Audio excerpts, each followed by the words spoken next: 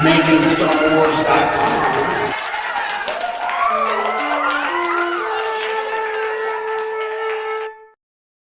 MakingStarWars.com. How's it going, everybody? I'm Jason Award from MakingStarWars.net or .com. And yeah, so today, guess what we're going to talk about? Can anyone guess in the chat? Anyone in chat? Jedi Mike? Up here, eyes up here, Jedi Mike, wake up. What are we going to talk about today, Jedi Mike? Jedi Mike says, looking forward to a full day of Saturday 520 at Downtown Disney, hanging out talking. Jedi Mike, I wasn't asking you that. I was asking, what are we going to talk about today? Because I need to know. He does not stay on target. I need to know. But yeah, me too, Jedi Mike. I got a celebration pass, so I'm going to go. So, look people in the eye. It'll be a good time. Today we're going to talk about a Rupert Friend piece. Some of you might believe that he is playing Callus because you follow the wrong people. No, he's not. He's playing the Grand Inquisitor. We're talking about that today. And yeah, wanted to hit on 1.5 things today too before we start. Always, because the internet life is drama-filled bullshit all the time. Oh, is nice. That yeah, well, so I put out my story synopsis of all 6 parts of Star Wars Obi-Wan Kenobi, which you can read right now on MakingStarWars.net. Once again, I love Bespin Bulletin. Give him a little hug, little buddy of mine, And what Bespin did is fucking gross. No, I'm kidding. No, Bespin's cool. What Bespin did was he let me put out the articles, and then he didn't cover it right away. He let me have my time with it until he covered it. He did I didn't ask him to do that. He just did it because he's a nice man. And didn't because what Reddit does is Reddit will cover him. And there's people on Reddit that are number one, though, I don't want to take away from the actual underlying issue here. The underlying issue is that Reddit won't let them cover my stuff because they say I'm a predator. I have proven conclusively that I am not a predator. It's proven. It's everything that they said about me has been completely disproven. And that Reddit forum now allows that to stand. They allow people to say that. Well, he might be, he is, or he might be, when it's like, you know what, you might be, motherfucker. All of you motherfuckers might be. I don't know, but I'm not, and there's no proof that I am. Therefore, you cannot minority report me. Yesterday they said, what if Jason Ward is taken away in handcuffs and we allow his stories to be on there? What is this minority report shit? There's absolutely no fucking credible allegation. People wouldn't against say me. this shit, Jason. These people wouldn't say one of these fucking things to your face in the real world. You know what I mean? They could say it to me at celebration cowards. if they want to. Fucking cowards. But so anyways, I'll be like, love the show. Thanks for the spoilers. And they go back. But now what's happening is Bespin Bulletin is covering my stuff like a week later. And people are like, Bespin, that's fucked up. You're stealing. Bespin is citing me. He's citing me in the piece. And as far as I'm concerned, if you cite me, if you attribute me as the source of the information when I am, we're cool for school. Like Drunk 3PO. That guy goes, oh, I don't know if this might be Making Star Wars, which I guess is as best you can get from that guy. But he fucking knew it was me. But then his friends go and cite Drunk 3PO. Yeah, he's a Phantom Menace dude. But he was like, hey, will you unblock me? And I was like, okay, fine. I unblocked him. And then he goes and does that. And I'm just like, what a little fucking, it's kind of a bitch move. For a bunch of guys that are concerned with alpha male moves, it's kind of a bitch move. But yeah. I'm so glad they don't bother me. I mean, I would just block and mute, but I don't want to know these people, just even as a fan. Mm-hmm. Somehow I've managed all these years to just, you and Harloff and I don't know much, maybe I'm YouTube light, but yeah, I don't traffic in hate. So the algorithm doesn't give me hate. So then what they do is then though they also move the goalposts, like I said, we're talking posts from 15 years ago that I made in a private group where we are referencing other things and other people. And so they miss sarcasm, they miss irony, they miss me at one point talking about there was a politician who used the term N-word ranch. That's what, or it was N-word head, right? And then I go and then my friend's having a baby and it's like, what should I name it? And they had been arguing that it was okay for it to be called that. Somebody in our group there. And we're like, you're crazy. And he's all, hey, guess what? I'm having a baby. I'm like, oh, you know what? Then I guess it's appropriate to name that baby N-word head because the name's okay. Like it was not a, you see what I'm saying? That was a reference to something else in a private group. No, if it had been what they made it sound like, people would have been like, what the fuck, dude? You know what I mean? It would have been like, that's crazy.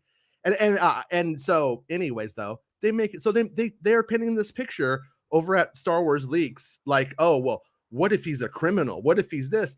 But but now what's happening is Bespin's covering my stuff and they're shitting all over Bespin for being a thief. And number one is I don't want people to stop calling them out on this huge contradiction, this huge bullshit fucking thing that they're pulling. And it should be noted that the mods of Star Wars Leaks are Star Wars Newsnet people. And you're not allowed to post. I can't go there if I wasn't blocked or banned or whatever and post a Making Star Wars article. But Pojima will post Star Wars Newsnet articles when he fucking writes for Star Wars Newsnet. Conflict of interest. They should really get their shit together. But anyways, it pisses me off when people are like, hey, Bespin Bulletin's an asshole. I'm like, wait, why would you say that? Like, he's like the realest motherfucker in the whole thing that I know, to be honest with you. And then I go over there and they're like totally going at him. And I'm like, I don't want people to stop calling out the contradiction and the bullshit. But also, you cannot say I might be a predator when I'm not a predator any more than you might be a predator viewer. I have no idea if you are because there's no credible evidence that you are, or I'd ban you from my channel too. I would understand if you were, I would ban you. But I went out and conclusively proven that it was bullshit. And now Bespin's getting shit for covering the news. It's not right. What they're doing is wrong. And they are ultimately now the ones propagating the big lie. I hate to use the word big lie, but you know what I'm saying? But it is like they are the ones who are furthering it, continuing it, and making it into a thing after it has been cleared up. Now, they also go like, oh, on Star Wars Newsnet, he was an asshole on the boards. I was. You want to know why I was an asshole on those boards? Because they took a picture of me on a ride at Disneyland with my child, and then they cropped my child out and said, this is a man. This is a man child and this is what he does. We can't believe anything he says. And they left it on their fucking message board for like a week until I said, fuck you guys. And then they used the fuck you guys part.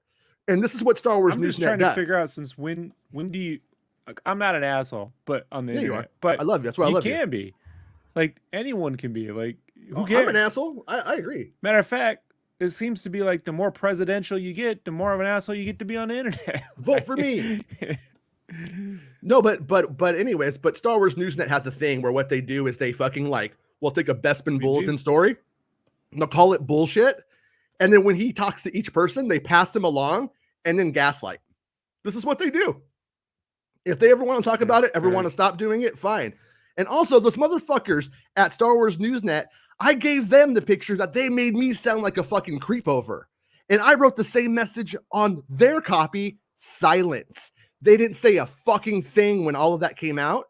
And they were like, oh, I said, so-and-so keeps making Star Wars secrets. I gave them the same thing.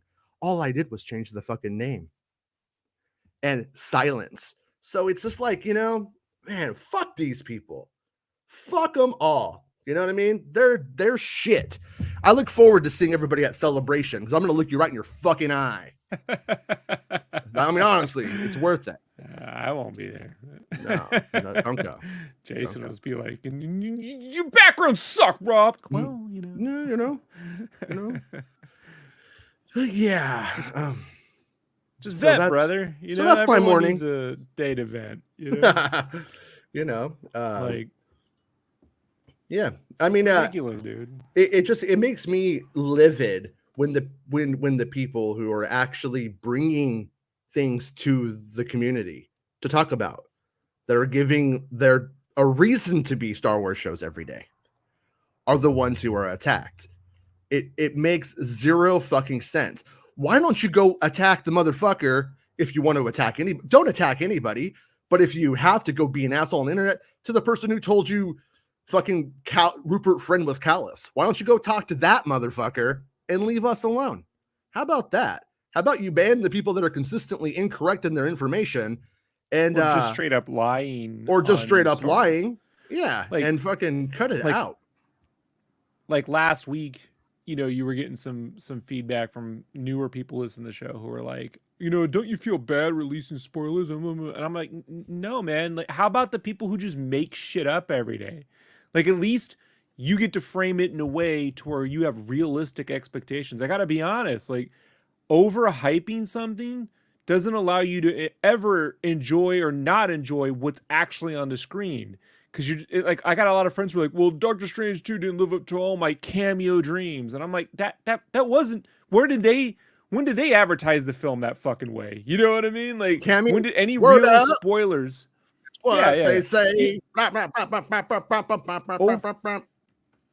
It's why I started like following all the spoilers for Star Wars, because after like what my head of what the Phantom Menace could be, right, and Attack of the Clones. After that, I was like, I gotta just know what's going on. Like this, I can't be imagining 700 fucking different films that we don't get. You know, like these guys straight up fucking monetize straight up fan fiction under the guise of sources tell me, you know, and so then when you have legit shit. So let's go after Bespin Bulletin. Let's block Jason for being a predator when he proves he's not. Let's keep him blocked because we had the excuse. Once again, I don't care if they don't cover my content. That's fine with me. Don't either make it a ban where you can't mention me or anything I report, or fucking just do what's appropriate. Somebody on the board was like, even if this guy was guilty, it doesn't mean that you're just allowed to go in and steal their shit. You know what I mean? It doesn't mean that you're allowed to just like walk into their house and start taking their like stuff, because that's just not how this works. And this shit's mine now.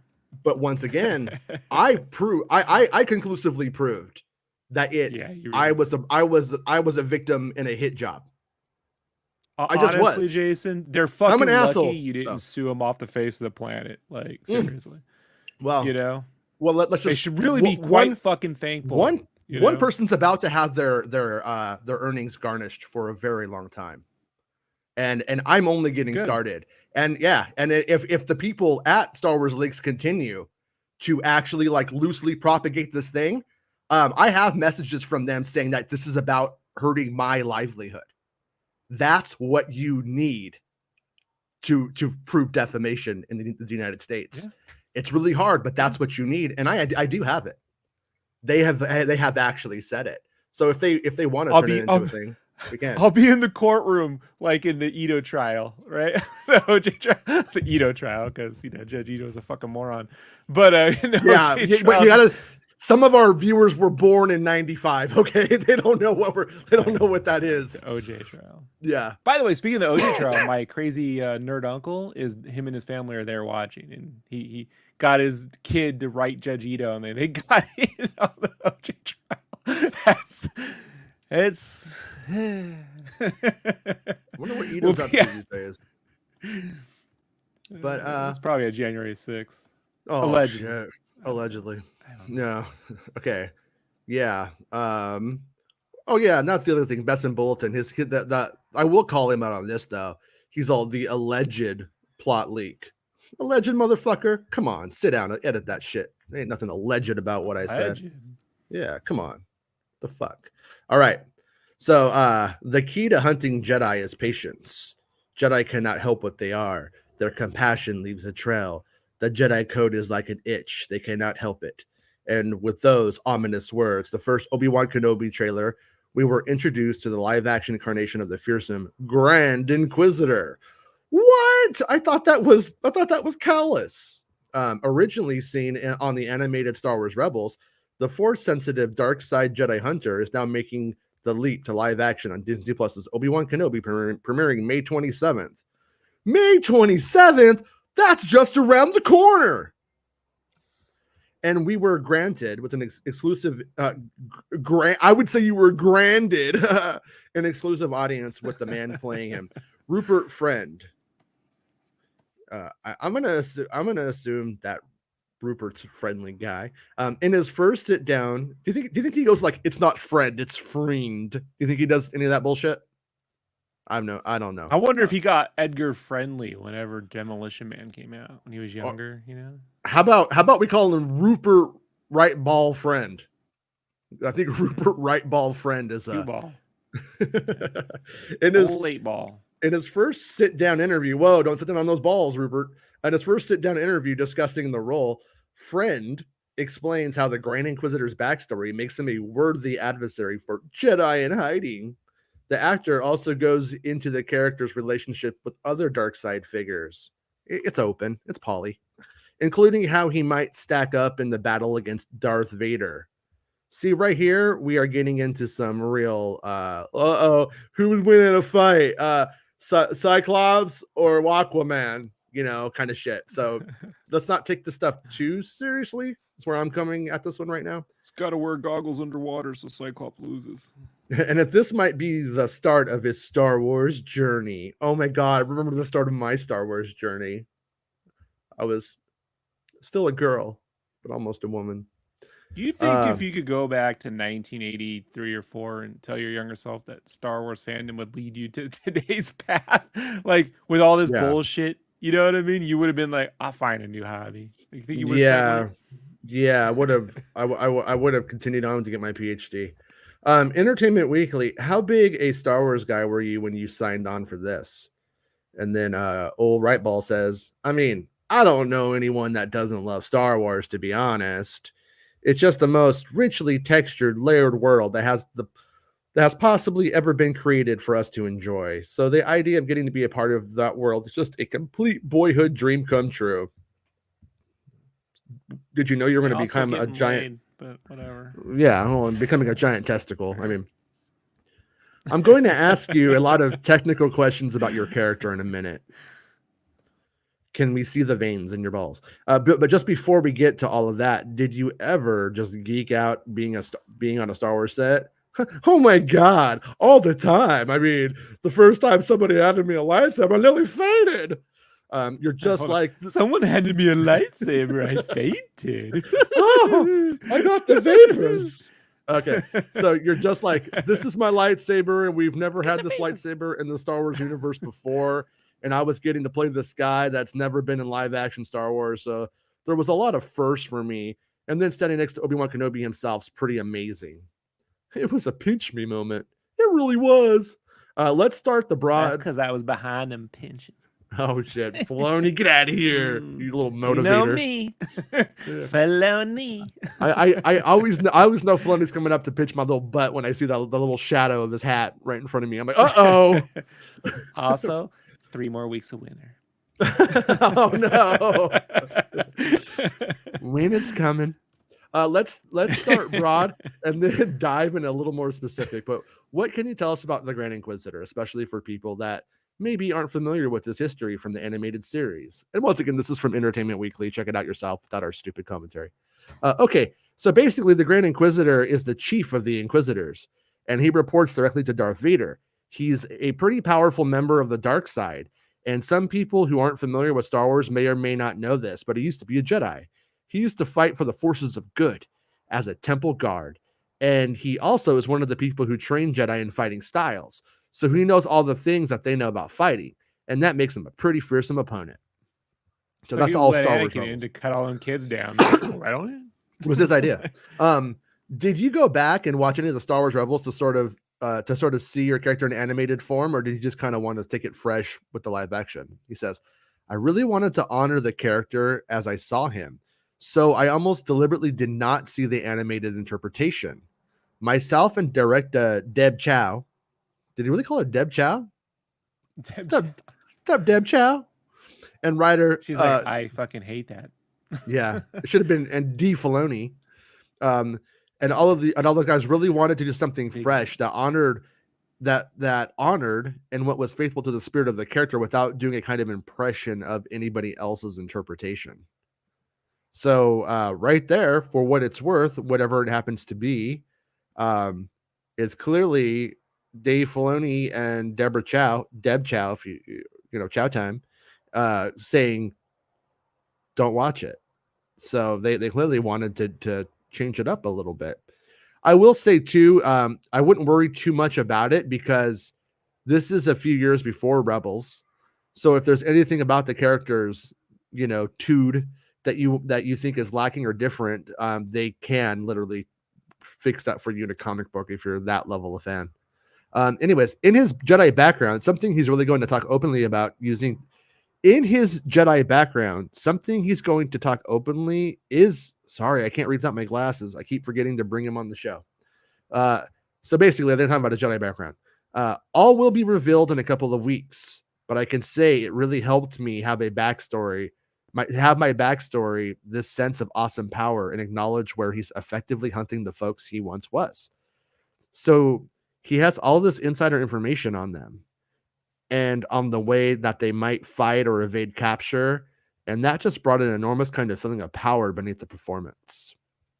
So, you know, he has their little G.I. Joe packages on the back with a little card, and it's like, the Refrigerator Perry, you know, he's really good at football.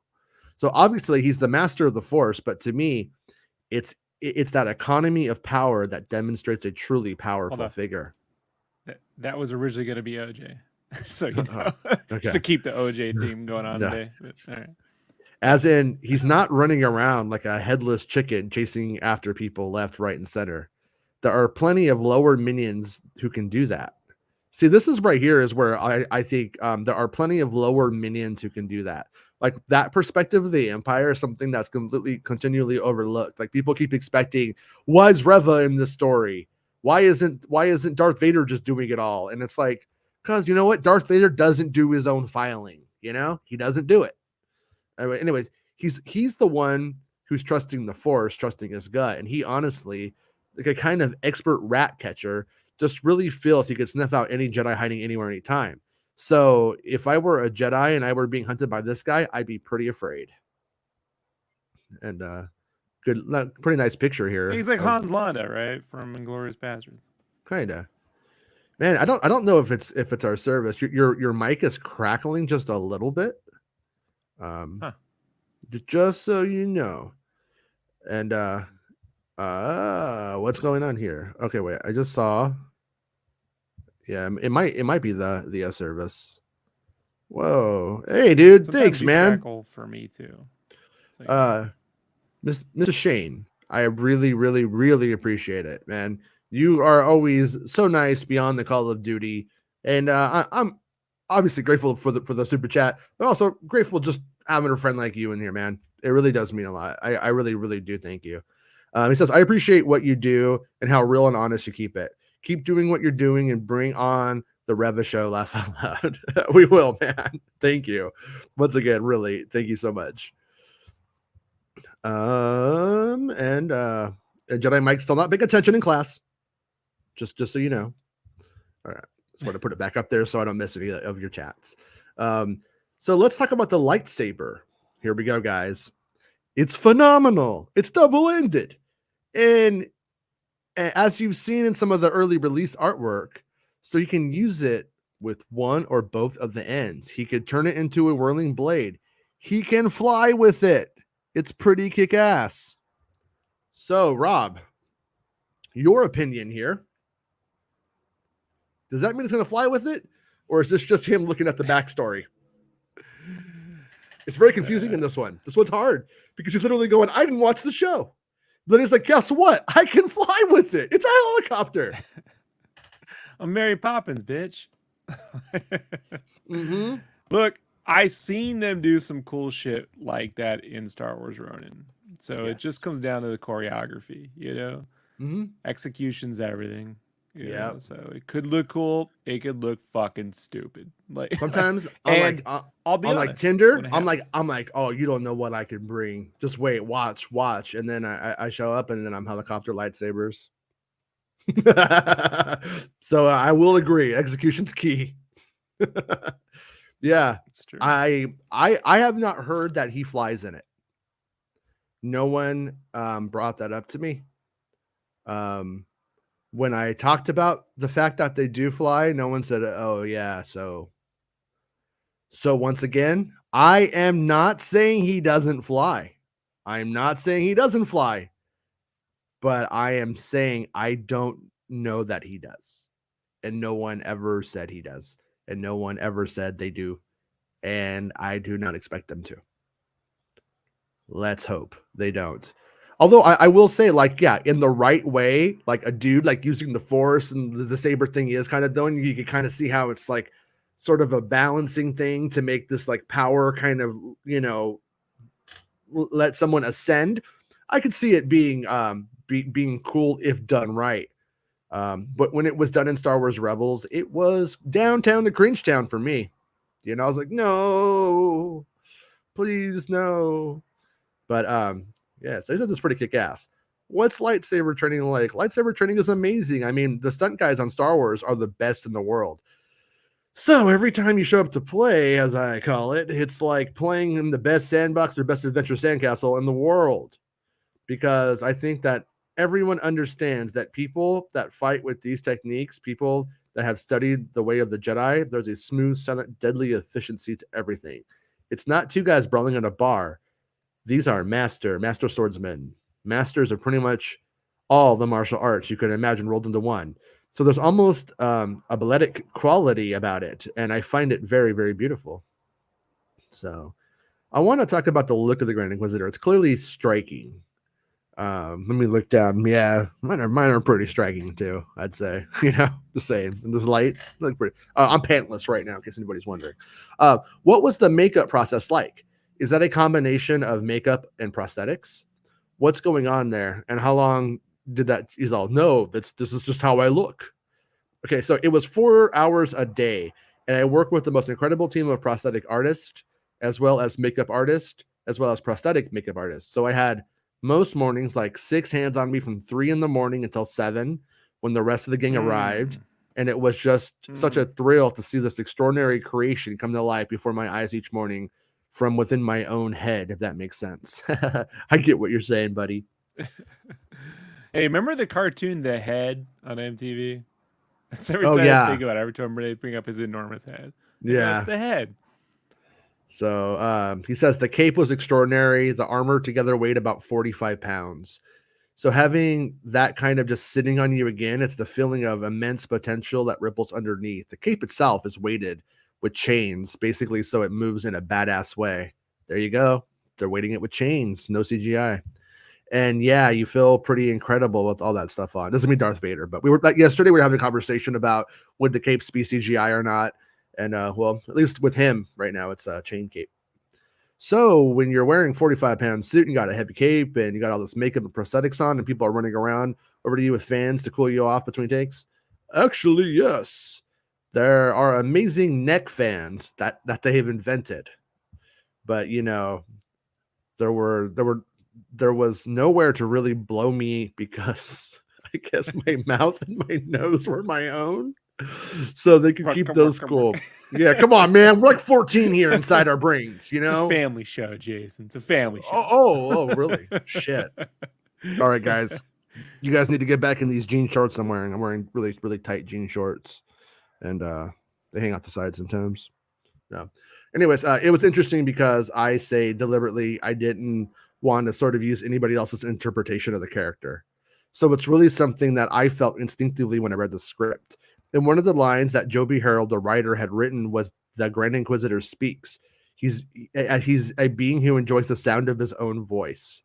He's one of those guys who, if you didn't stop him, he would just talk and talk and talk. I don't know anybody like that here. And I'm not giving away anything by saying we're going to experience that in the show. He has this very juicy way of enjoying himself. Okay, dude. And I just thought he's got kids. And I just thought, what does the guy who enjoys the sound of his own voice sound like? And that's what we got. So there it is. There it is landing. What was it like working with Moses Ingram and Sun Kang on the Inquisitors? Oh, it was great. What a fearsome trio. And once again, this backs up what I've been saying the whole time is while there's that fourth sister, I don't think she's I don't think she's really very important. I think she's kind of just some background candy more than anything. Anyways, but maybe I'm wrong, but to the best of my knowledge, it's these three. When you see them in that second trailer coming off their ship, you just kind of feel the whole of Tatooine kind of cowering.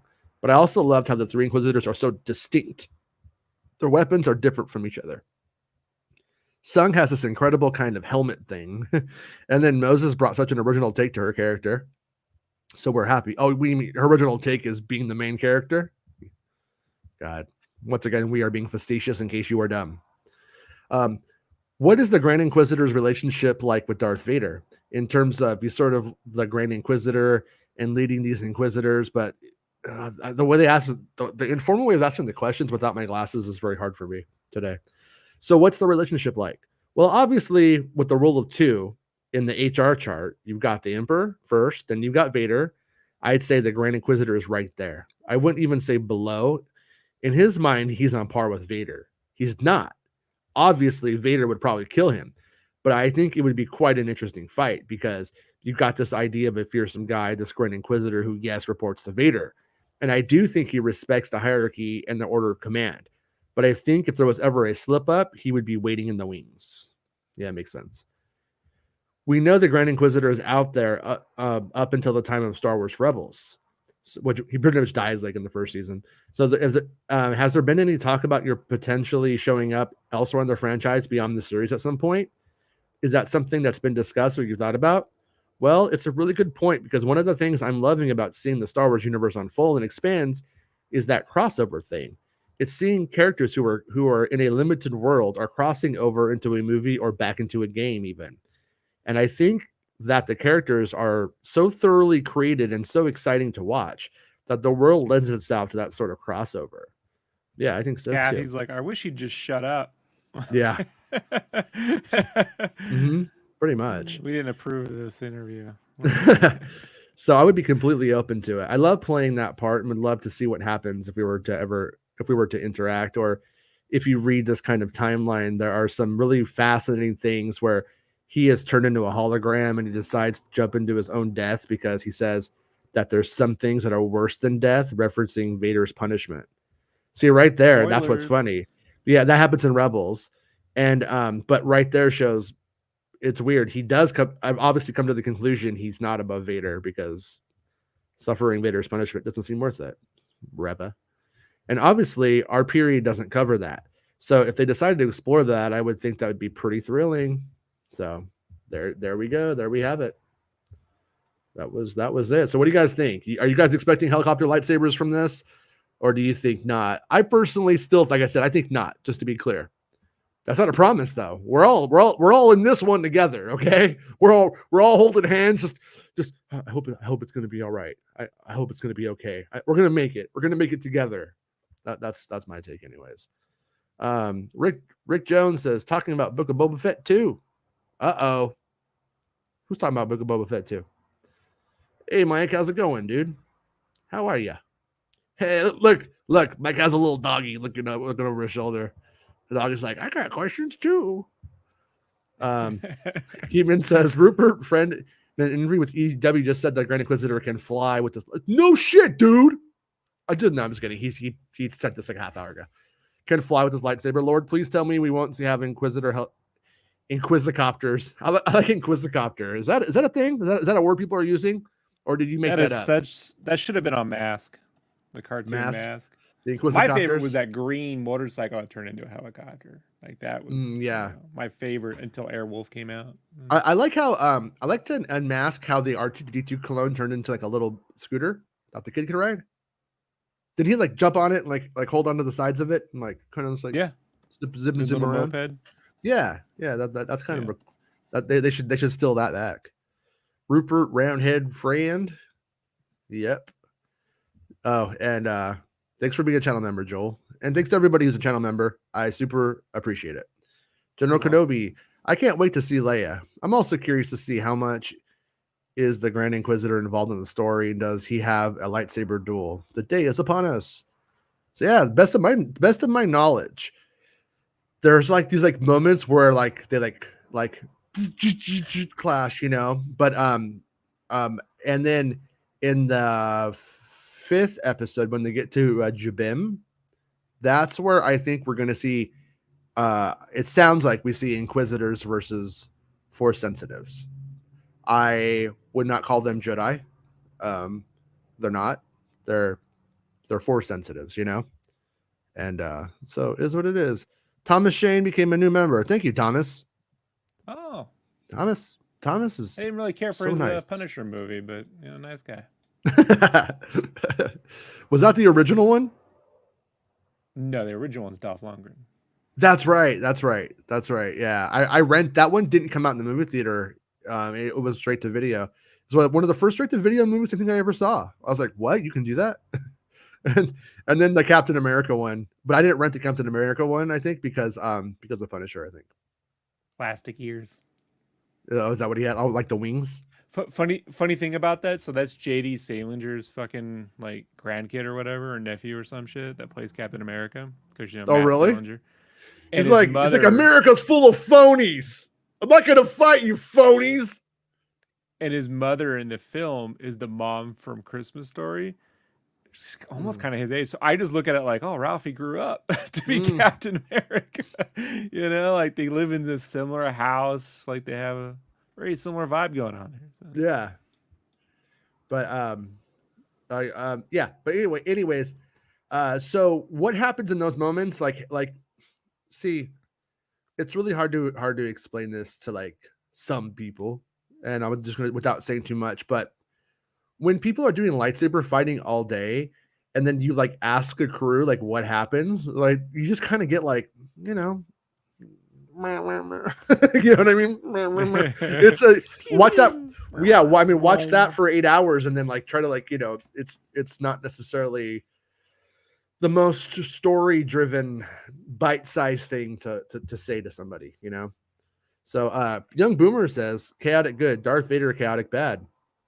Watching fandom tear itself apart over why Luke getting a T-16 toy from Obi-Wan Kenobi destroys canon and is woke. Are people really mad about the T-16, dude? It's like one of the best things I read in the whole script. The whole thing I wrote. My whole summary. He bought that at a pick and save with Owen. That's canon. Yeah. Yeah, no, like when I like put it all together and I like had like, everything that was filmed, like going down it, I'm like, wow, I really like, and it didn't occur to me over principal photography. I was like, in the first episode, he wants to give him the toy. He doesn't get to. I'm like, okay, so that's just that, And then later on, I'm like, oh wow, it comes back. You know what I mean? I'm like, I like that. Like, it's like really good. Because when I first learned of it, I thought he wanted to give it to him and he couldn't, and then that was just that. And I was like, oh, like Luke likes that kind of stuff, and Kenobi can't give him the kind of stuff he likes, and we can see that Kenobi like somehow kind of knows what Luke would like. I was like, okay, I guess that's all right. But then when you get to the last one and he gives it, and then Owen doesn't have it, you're like, oh, that's so cool. I think it's a very heartwarming moment. But I will say, like, it's really hard to report spoilers when you're just getting these tidbits daily, and you don't know necessarily where they go. You kind of know because you know what episode, and you're able to make logical sense out of it. But sometimes the emotion is in the eye of the beholder, and so I don't want to go, and I don't want to say something is too dramatic. I don't want to say something is too heart-wrenching. I don't want to say something is too violent or too soft, because it comes together in the edit. So it's like you have to, as the consumers of spoilers, have to go and look at these things and almost imagine it a couple of ways of different intensities and stuff like that. And if you can't do it, spoilers aren't for you, I say. Dare I say? Why I never am clutching my pearls. But do you think these fans are under the impression that Luke doesn't even know who, like, never even encountered Obi-Wan Kenobi? Like, no, well, see, it depends. There are some that are just like, he should never even know him. There are some that are like, they just thought he was a crazy old hermit. And, like, I don't really, not having not seen it, and I stopped doing my interviews on it months ago now. it's like, how does Luke see the end of this? I don't know. I think we'll be asking that question after you see it personally. And like Owen just says things to Luke to shut Luke up. I don't know. Like, I guess maybe a lot of these kids had like loving parents. And my dad loved me, but he was not a loving father. I need to be very stressful on this. I only bring it up not to work out my therapy, but like, I relate to this because my dad would just say things to shut me up. He's just a fucking, your friend's just a R word, right? He's retarded, right? Like, my dad didn't mean that for real. Yeah. You know, he would just say that to shut me up and not, don't bring it up. Don't talk. What about my mom? She's whatever. She's gone away. Just don't talk about it. Like, like that was a common conception. Like, that's the way adults talked in the 70s and before. Sure. Quite honest. Well, I mean, but it's also like, if you grow up with a fucking helicopter mom and dad that are like super supportive, and you just can't conceptualize what a Dust Bowl farmer parent would be like, which is kind of where he's more modeled after. It's like, you know what? The way you feel isn't important. What you need isn't important. What you actually need is for this farm to work, because this farm is life. That's really, at the end of the day, all the other stuff becomes bullshit. Mouths to feed is the key. Feeding the mouths you have to feed. And so Owen is a bit no nonsense just by his very nature of living and growing up on that farm. But at the same time, like for instance, I don't think it's unfair to imagine Luke's like, what was that? And then they just go, it was a bandit. She was a crazy bandit or something like that. A crazy person who but she's gone now. She's not coming back. And then they're all, what was Obi-Wan doing here? And he's like, that guy's just a crazy old hermit. Never mind him. That's probably exactly what happened. Or go play with your spaceship. You're lucky you got it. Your T-16. And but at the same time, it can be easy to miss sarcasm on the internet. Trust me, I'm suffering the consequences of being a sarcastic person, and then which allows people to overlook the sarcasm and take your words very seriously, even though for years you've proved that you were quite the opposite. But essentially, at the end of the day, sincerity matters, and a lot of these people are not sincere. They are sincerely trying to misunderstand, to make like guys who care about alpha males and shit like that. Do you think a guy who conceptualizes the world between alphas and betas really has a true interest in understanding the actual like heartwarming moments of a T-16 Skyhopper between Obi-Wan Kenobi and his uncle and his sort of his other uncle? I mean, not really. That's at the end of the day. Yeah. Jason, I'm 43 years old. Alpha Beta was a store where I was able to see. Tell a friend. That's where I bought Mickey's Christmas Carol on VHS, right? So remember, remember when we were talking, and I was talking about how when I was a kid, I thought Ray Parker Jr. and Billy D. Williams were the same person, and I thought that that Billy D. Williams was the most talented man in the world, being Lando and writing Ghostbusters. And then people on Twitter called me racist because I thought one black man was another black man. Well, to be fair, I also thought that the guy from Alpha Beta commercials was oh god, I just lost his name. Who's the guy who did the exercising, like sweating to the oldies? The very flamboyant guy with the Richard fro? Simmons? I thought it was Richard Simmons who said Alpha Beta tell a friend. He just was a guy with another fro. It was just another dude with like a white guy fro, for the record too. And but I thought that was Richard Simmons. And my ex-girlfriend, we were driving, I was like, that was Richard Simmons. She's like, no, it wasn't. I'm like, it was Richard Simmons. And she was like, I bet you dinner that it was not. I'm like, it's fucking on. And you were a little kid when I was a little kid. I used to get Dennis Quaid and Kurt Russell screwed up. like all the time. Like it's not, you're a little Yeah. kid. You see things different. Your brain isn't fully Oh, formed. I didn't know that You didn't Harrison think that Ford. now at 30 something when you said that. You know what I mean? You're saying when you were a fucking kid Yeah. and you could barely tell the difference between mustard and tang. Yeah. Each one goes in the mouth equally. I didn't know that. I didn't know Harrison Ford was Indiana Jones and Han Solo till I was about 7. And when I did, I literally had to sit down.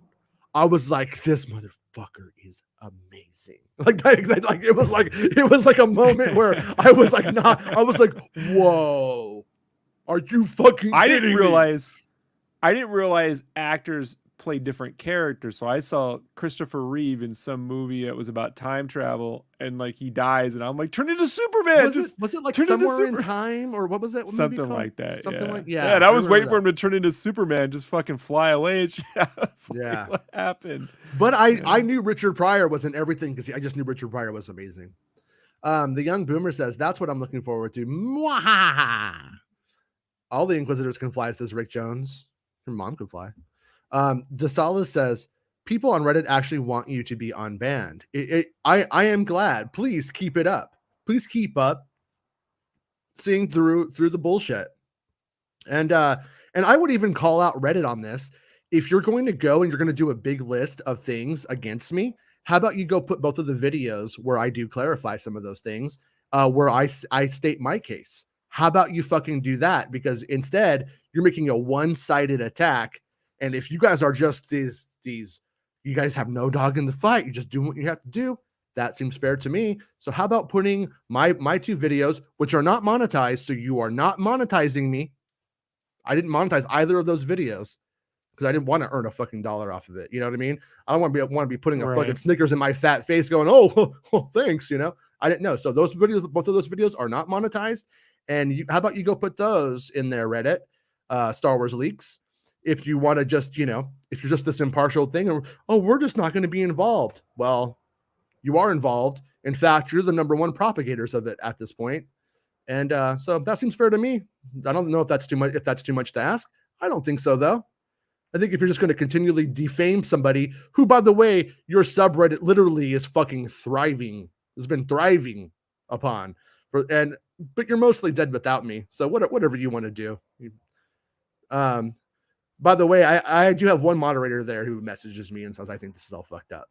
So for the record, there is some dissension in the ranks there, but not enough, clearly. So hey, Stephen, I'm gonna call you Steve Han Solo. Can we do that? I think we can do that.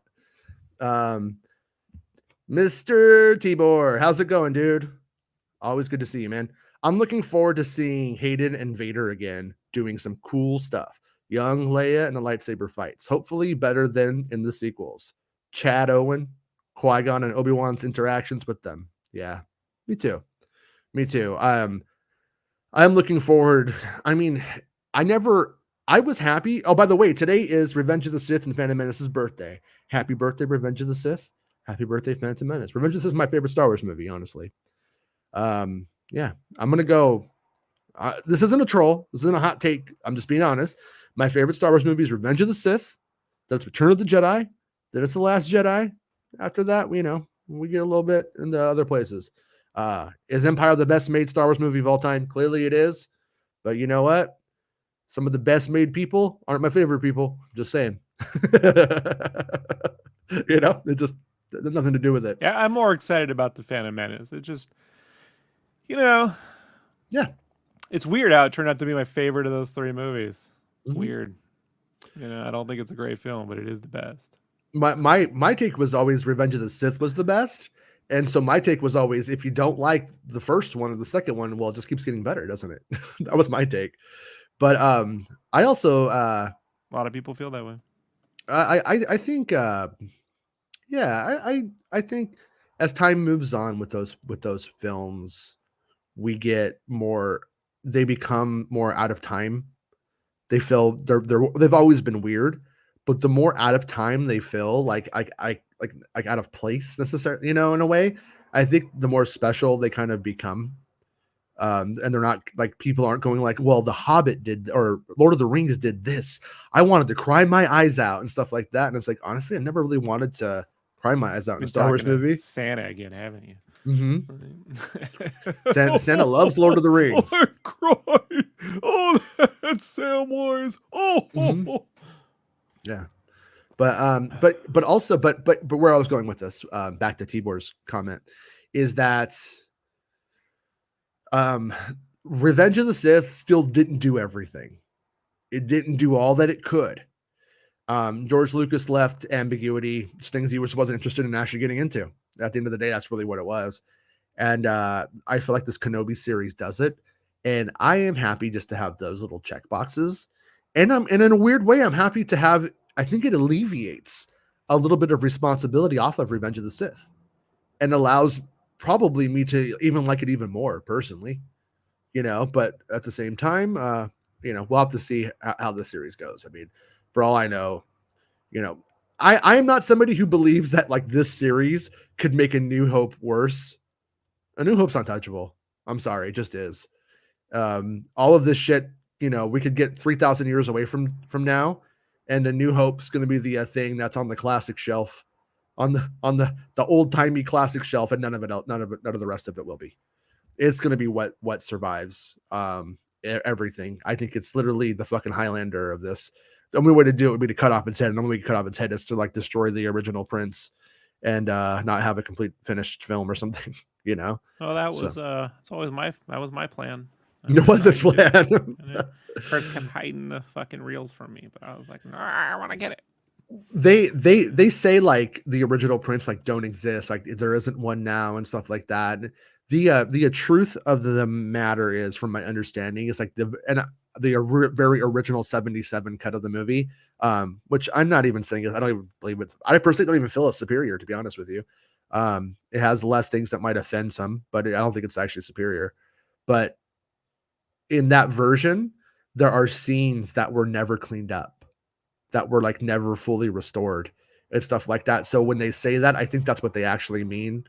And that it could easily they could restore those moments that they didn't do, that were digitally altered and stuff, So, but that's why they can't just do it, I think.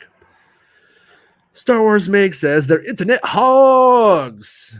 They never have the cojones to say it to you in real life. No, they wouldn't. I'm not challenging anybody to. I want to hear her with that accent say cojones. They're internet hogs. Oh no, they never had any cojones. Hey, you're not helping. They're no, gonna get you on that one. I lived in Southern California my whole fucking life. That doesn't matter. It's totally fine. It's totally come on, I've dated enough girls who wear black lipstick every day to know. Hell Lambhead is the source. Oh, hell Lambhead. Fuck the Phantom Menace.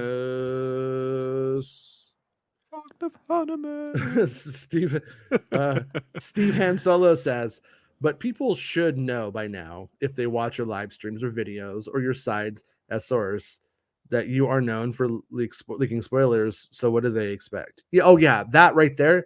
It's and once again, we're back to the whole sincerity thing. Like I had a guy on Twitter coming at me this week, and he was like, "Oh, well, why would you do this? Why would you do it?" and I literally posted the what was it? The UC, the UC California articles about how people who read spoilers enjoy movies more. And I'm like, it does help me enjoy it more. It honestly, I just that kind of person, and they want you to believe that there's only one right way to consume. And the reason why the studio wants you to do that, because their marketing campaign is designed around you not knowing anything. That's their whole thing. If spoilers did not violate a marketing campaign's angle, they wouldn't care. At the end of the day, they just truly wouldn't. But that's why they care. And I am of the opinion that people who go to read spoilers are definitely going to see it. I have never in my life gone out of my way to seek out spoilers of something I was not going to fucking see no matter what. I've never been like, you know what? I don't know if I'm going to see it. Maybe I'll just go read the spoilers and then not. I've never done that. I just don't think people do that usually. I'm sure one person will be like, oh, I do that. Okay, you do that. The rest of the class doesn't, you know? So. Look, I've said it before many times. I'll just have to keep saying it again for the new folks in the room. The whole reason when you talked about a film on the schoolyard, maybe before cell phones, kids had cell phones, it was every film that was ever seen by a kid was always framed around the coolest shit in the movie. You know, and Darth Vader and him, they fight with the lightsaber rings, and then the vacuum sucks up all the air. They tell you the ending, and then the alien pops out at the end. They tell you everything, and then you go, "Oh, I want to see that," and you're in there waiting for it to happen. You're not like, "Oh, spoiled the fucking movie."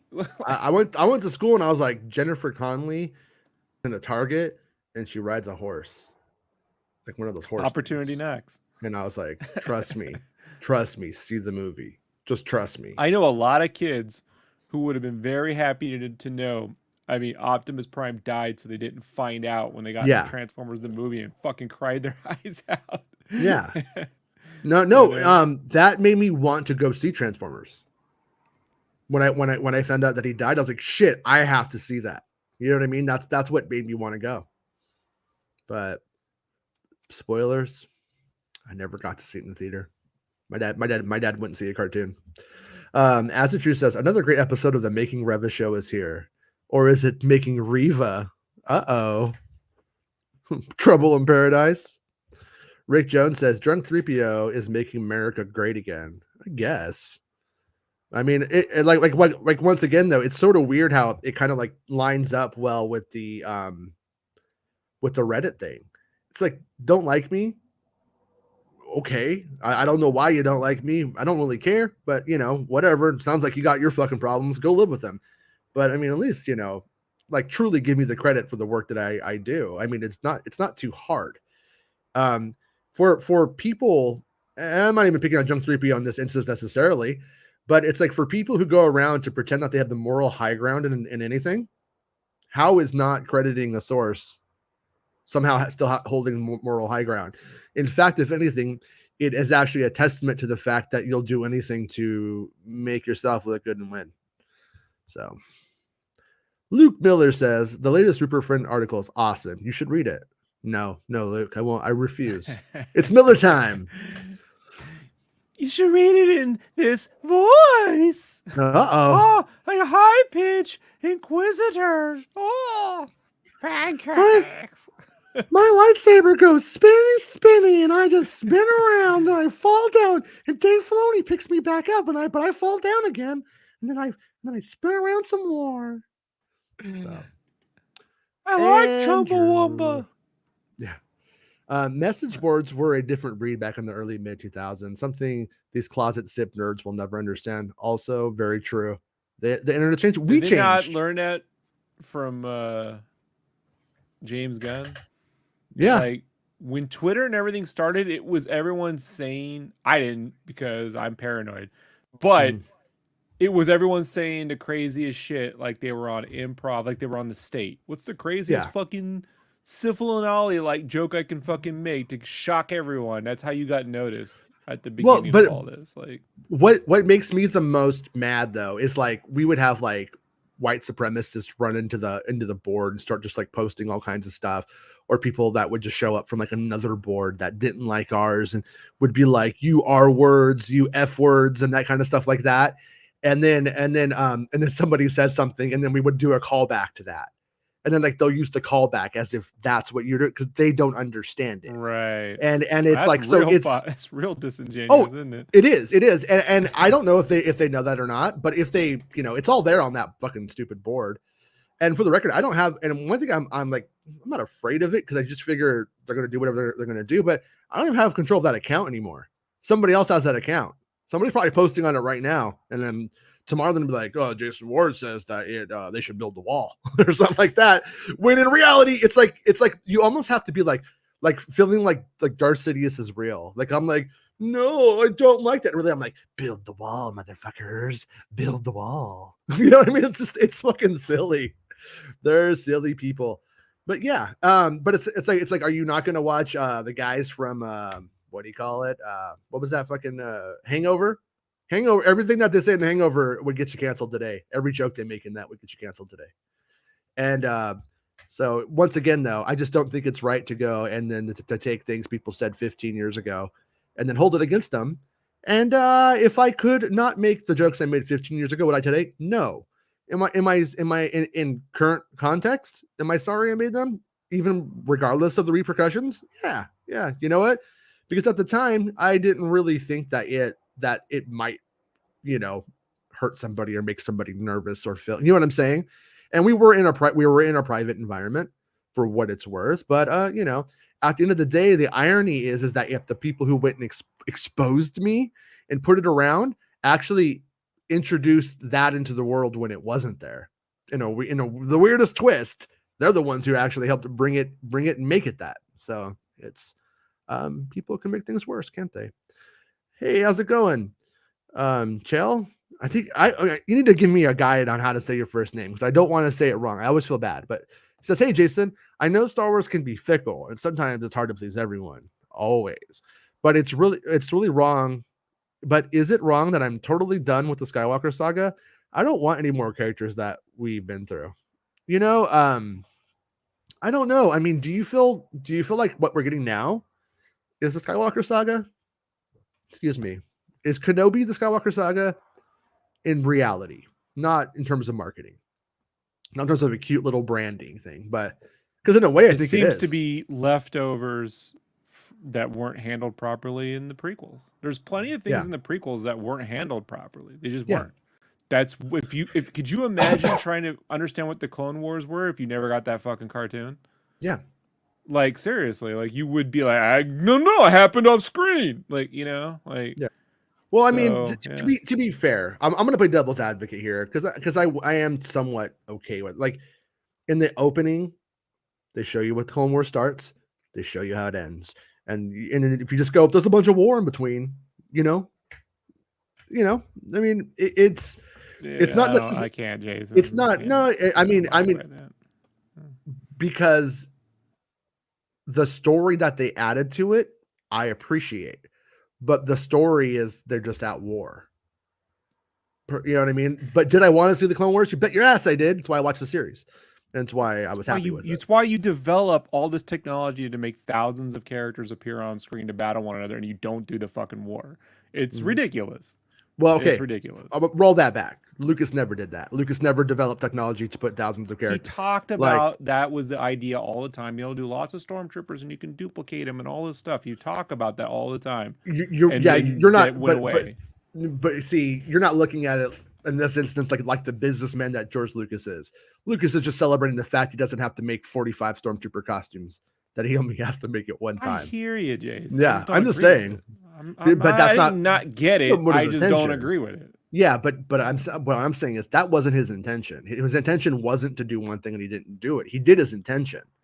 It just there could have been so much more, and we completely agree there. That's why Disney's making more. That's why Disney bought it because there's so much. Put it this way. I'd rather they make more and kind of give those other films more context rather than time to remake the movies. That would be the worst, Yeah, I don't believe Star Wars should ever be rebooted.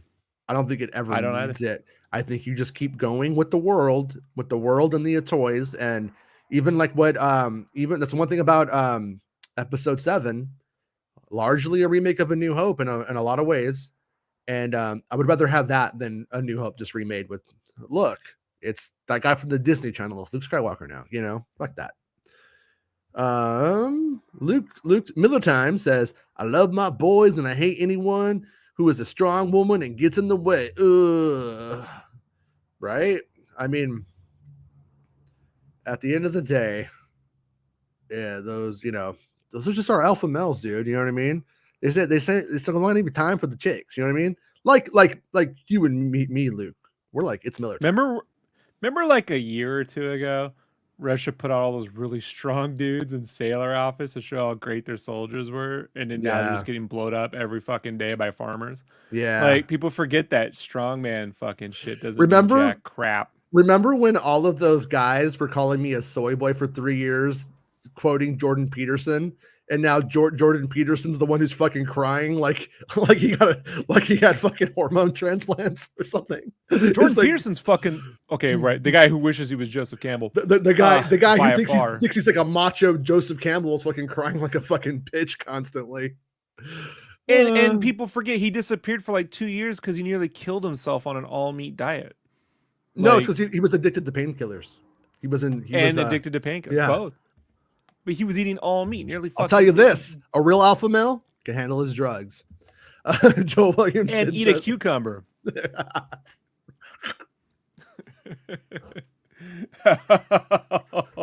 Joel Williams. Hey, you ever take a cucumber and just cut it all the way down like a really long pickle? Like, I know they're pickles, but like I get the really long pickle. Yeah, I actually don't like them because I'm a real man. I'm gonna you don't like any vegetable I bring up. Like no, I love all vegetables. Name one. Like what? Name one. Celery. I eat it. I love celery. Broccoli. I eat it. So you just don't like cucumbers? I just don't like. Yeah, they're just like they fall into a place where they're like not sweet enough, and so it's like a sweet. It just, to me, it tastes like a failure of flavor every time I have one. Like in something, like it's like in a salad. I'm like, I would honestly, I'm like, I would rather just this be a fucking sweet pickle or something at this point, like, or something totally just different, like a piece of fruit instead. It just doesn't hit the mark for me. But I know the ladies love them. I know why though. Joel Williamson says his, and you know what, alpha males. Sorry, I didn't mean to expose you as an alpha male on here, but you're an alpha male, you know. Joel Williamson says his ranch had the offending rock. Zooey says, hope you're having a good week, Jason and Sketch. Thanks for your news and streams. Thank you, man. Appreciate that. Mark says Moses is an Emmy-nominated actress, so she has to have some level of skill. The argument that they picked her only because she was a person of color is ridiculous. Yes, it is. It is very, very, very ridiculous. Like I've said a lot, like, and I'm not trying to give them an out here. They are usually, many of them are just straight up fucking sexist or racist. Some of them sense that they think this thing is happening and they buy into it, and then they just don't like that. But the reality of the truth of the situation is Star Wars acting isn't that deep. It's not that complex. It doesn't require the most level of skill, like we were talking about. You don't need Daniel Day-Lewis to play a fucking Inquisitor usually. That's I would just like the them to step it up. Sure, fine, fair enough. The sequels was very good, actually. But yes. Yeah, no, it completely. When you get in, she is well above Star Wars' general level of acting. So to go and to take that is to go and take that perspective, it just shows that you don't know a fucking thing about the current state of Hollywood or what people are doing in it at the end of the day. And I would be the first person, if everyone in this show was terrible, if it was a multicultural cast of fucking Power Rangers, I would be right there like, this is ridiculous. These Power Ranger level actors, it's fucking, what are you guys doing? It's clear that you're just checkboxing and going home. I would be the first one to say it if that's what they were doing, but they're not. They're getting people that are Why well do I have above. to be the Black Ranger? Why'd you make me the pink one? It's a Key and Peele sketch, folks. In case you I know. Rob's being. I have to clarify because doesn't matter. They'll edit it out anyway. Yeah. As the truth says, Lego Star Wars just got 4 more capital ships today. 36 more Kybal bricks for you. Ooh. So yeah. On a side note here, I have to thank a friend, a really, really, really nice friend, by the way. Friend? A Rupert friend. helped me get the new Xbox. So I'm gonna have a new Xbox this week, and that is fucking awesome. I'm so grateful. I have no idea. I had like a little tear right here come down my little tear. It's like some people are so nice sometimes. And they were like, not for Rob. He likes PlayStation. Loser. Yeah. But so anyways, my copy of Lego Star Wars, it's both of them. I guess they all are about like special or anything like that. But I'm gonna get to play that with the updated graphics and all that kind of shit. And I'm gonna replay this week. I'm gonna replay Fallen Order. I'm gonna start that from the start and get familiar with it again because it's been a while since I played it. And then when all that drama went down too, I just was like disgusted with Star Wars, and I kind of like in a weird way like just don't remember it. Like I was kind of like just like blocked everything out and stepped away. I was like, bye, peace, I'm out. And yeah, so I kind of want to go and cleanse that a little bit, if that makes sense. And then play it with the updated graphics, especially because I'm super fucking happy about that. Super excited. So like every day I keep like right now I keep like looking at the doorstep. Is it here? Is it here? It's only been like 24 hours, but you never know. Luke Miller Time says, I'm playing music from Star Wars as well as the Mando theme right now in band. Oh, that's awesome. That's pretty rad. Oh, nice.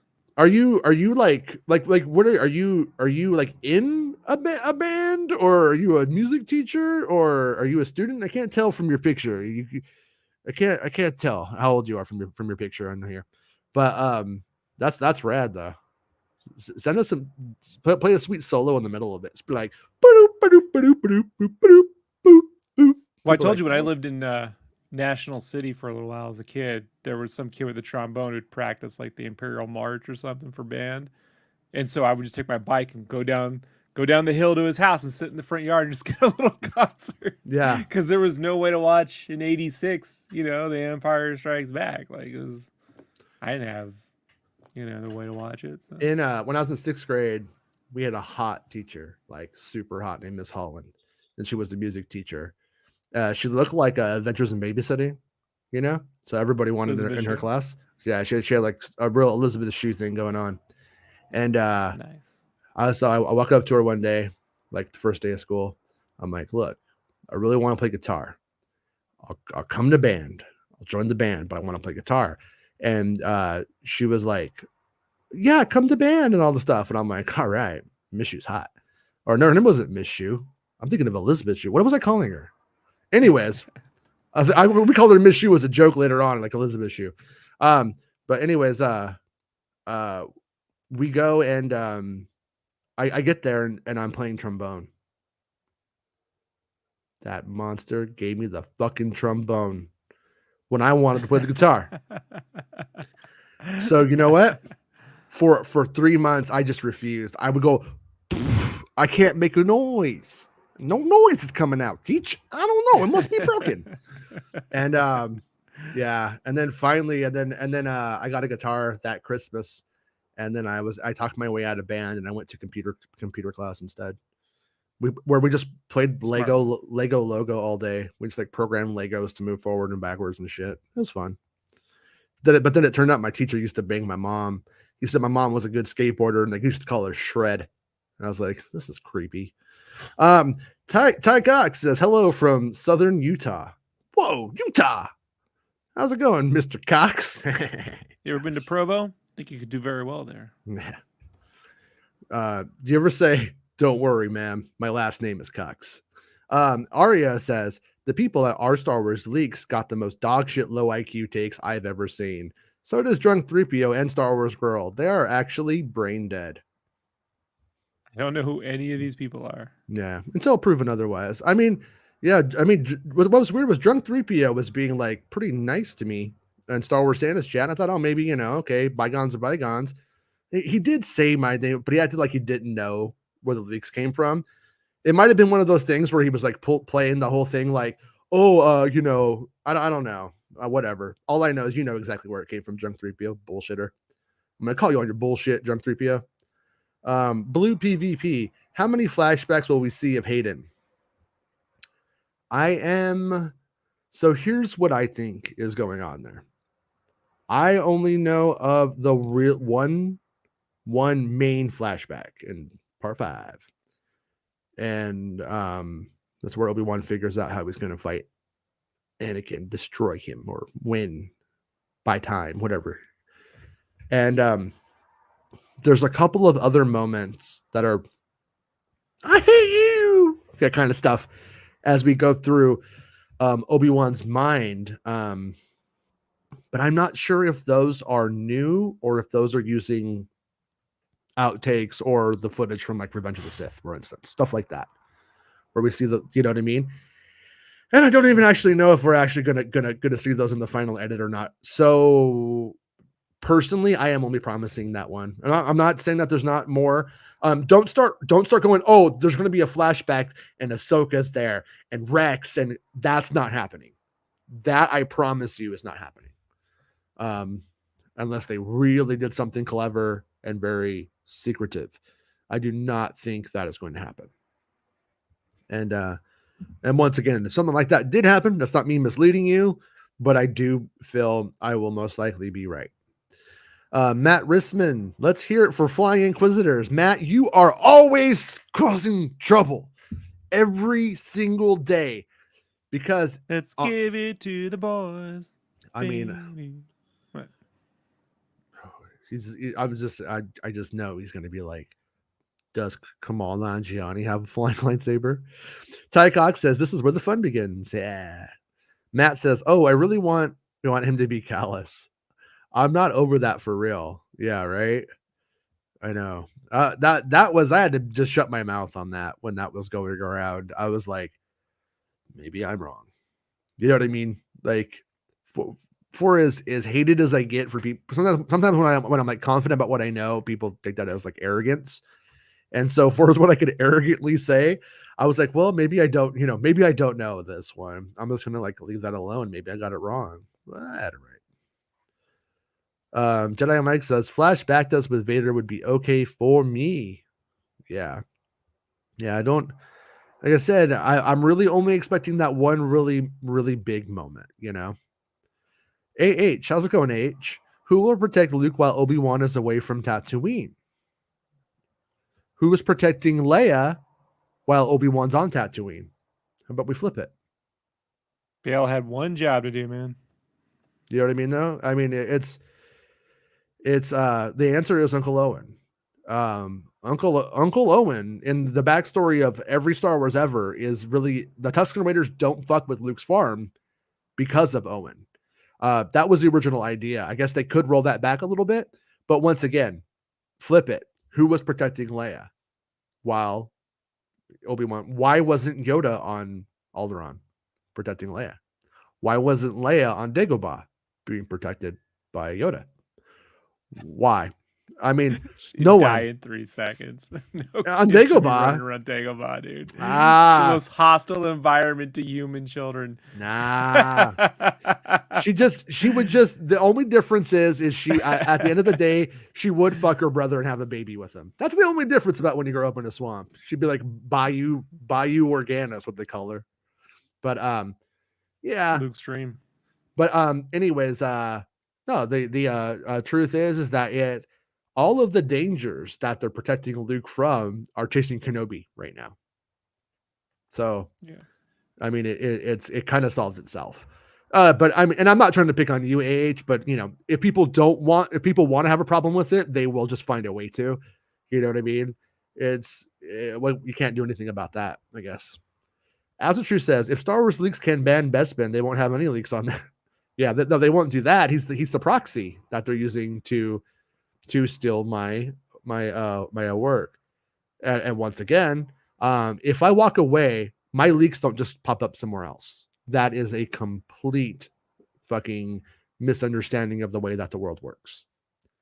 When I don't do it, there's nobody else to do what I do in my place. Bespin does a great job doing what he does.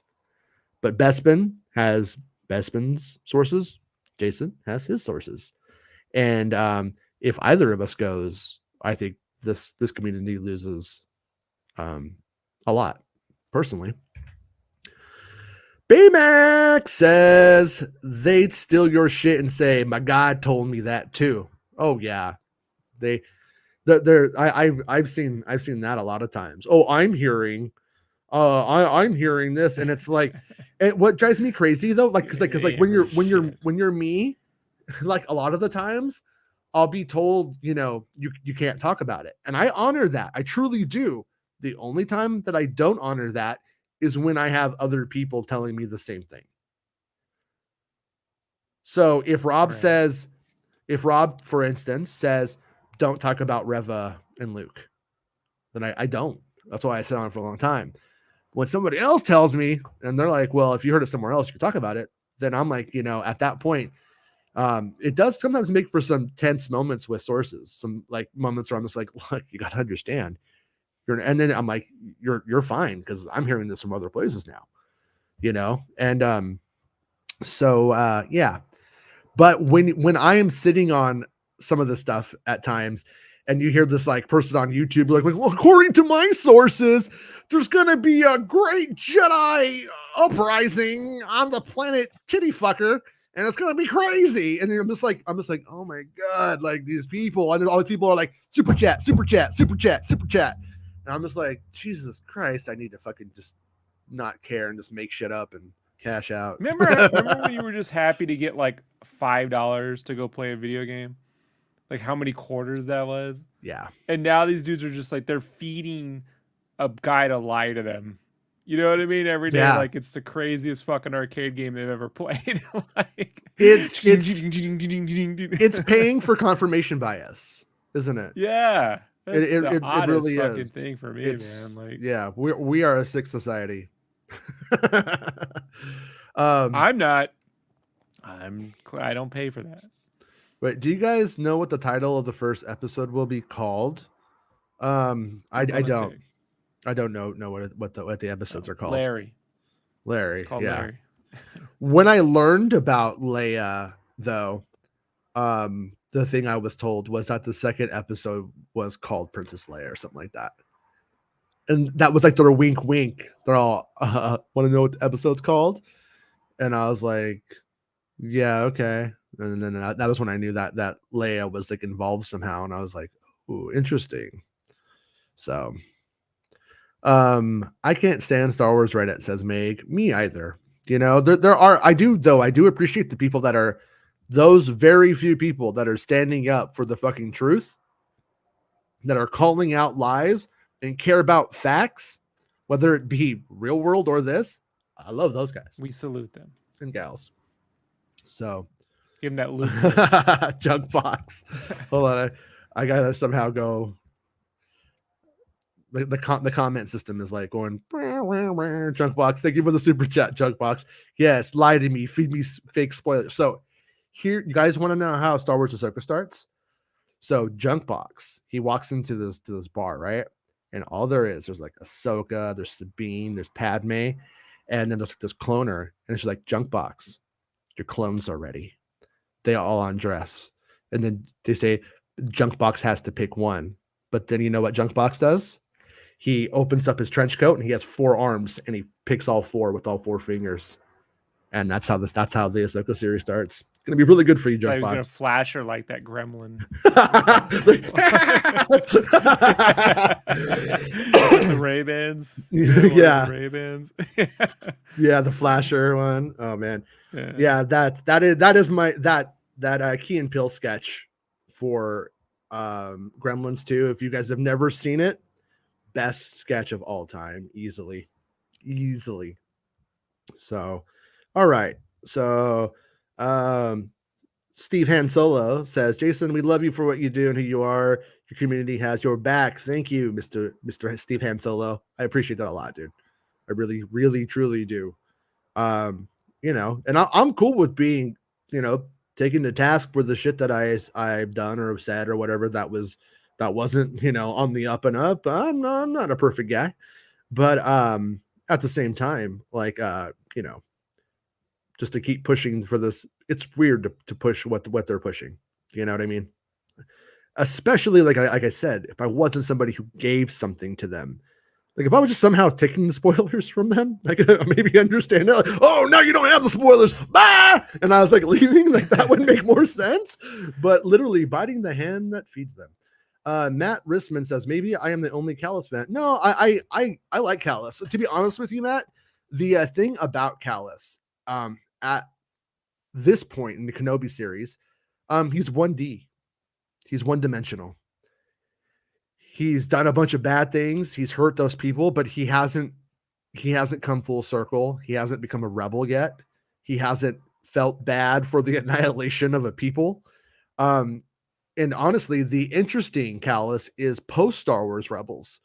You know what I mean? Like, not to give those guys a pass, but it's more interesting to hear about the person who deals with the aftermath of that and where they're going, and the wars are still continuing, than to deal with him in this series. And then I saw somebody ask, why did they even think he was in there? I have no fucking idea. It just goes to show you the level of quality of info that they're getting. Because he was never, ever, ever on the docket for the show. Cassian Andor says, give me a Bothan series, Andor spinoff. Cass, I gotta say, I'm not crazy about the Bothans in Star Wars. Like dog people as a design, that as we've seen them, I haven't liked it.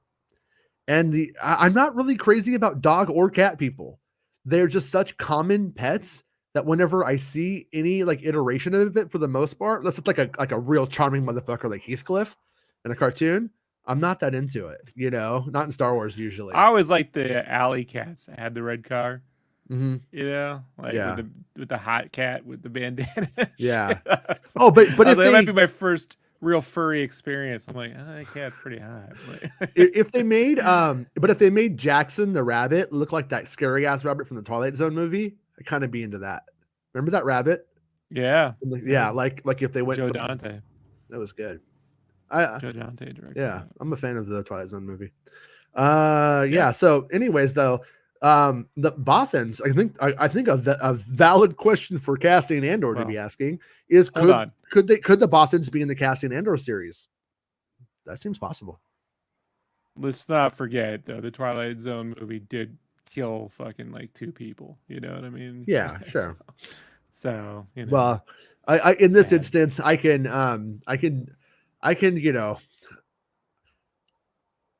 I guess I could really, I can see when it's not personal, when the art isn't personal, I can divorce myself from the artist who made it and look at like the piece of art, the text as a document or whatever, and appreciate it for like what it is.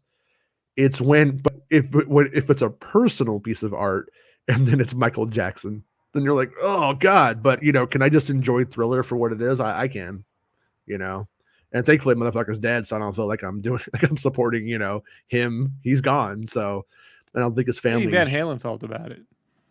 What? Oh, he was in Michael Jackson. No, he was in, he did what did he do? Bad? He did the riff to Bad, right? Beat It. He did the solo. It was the riff.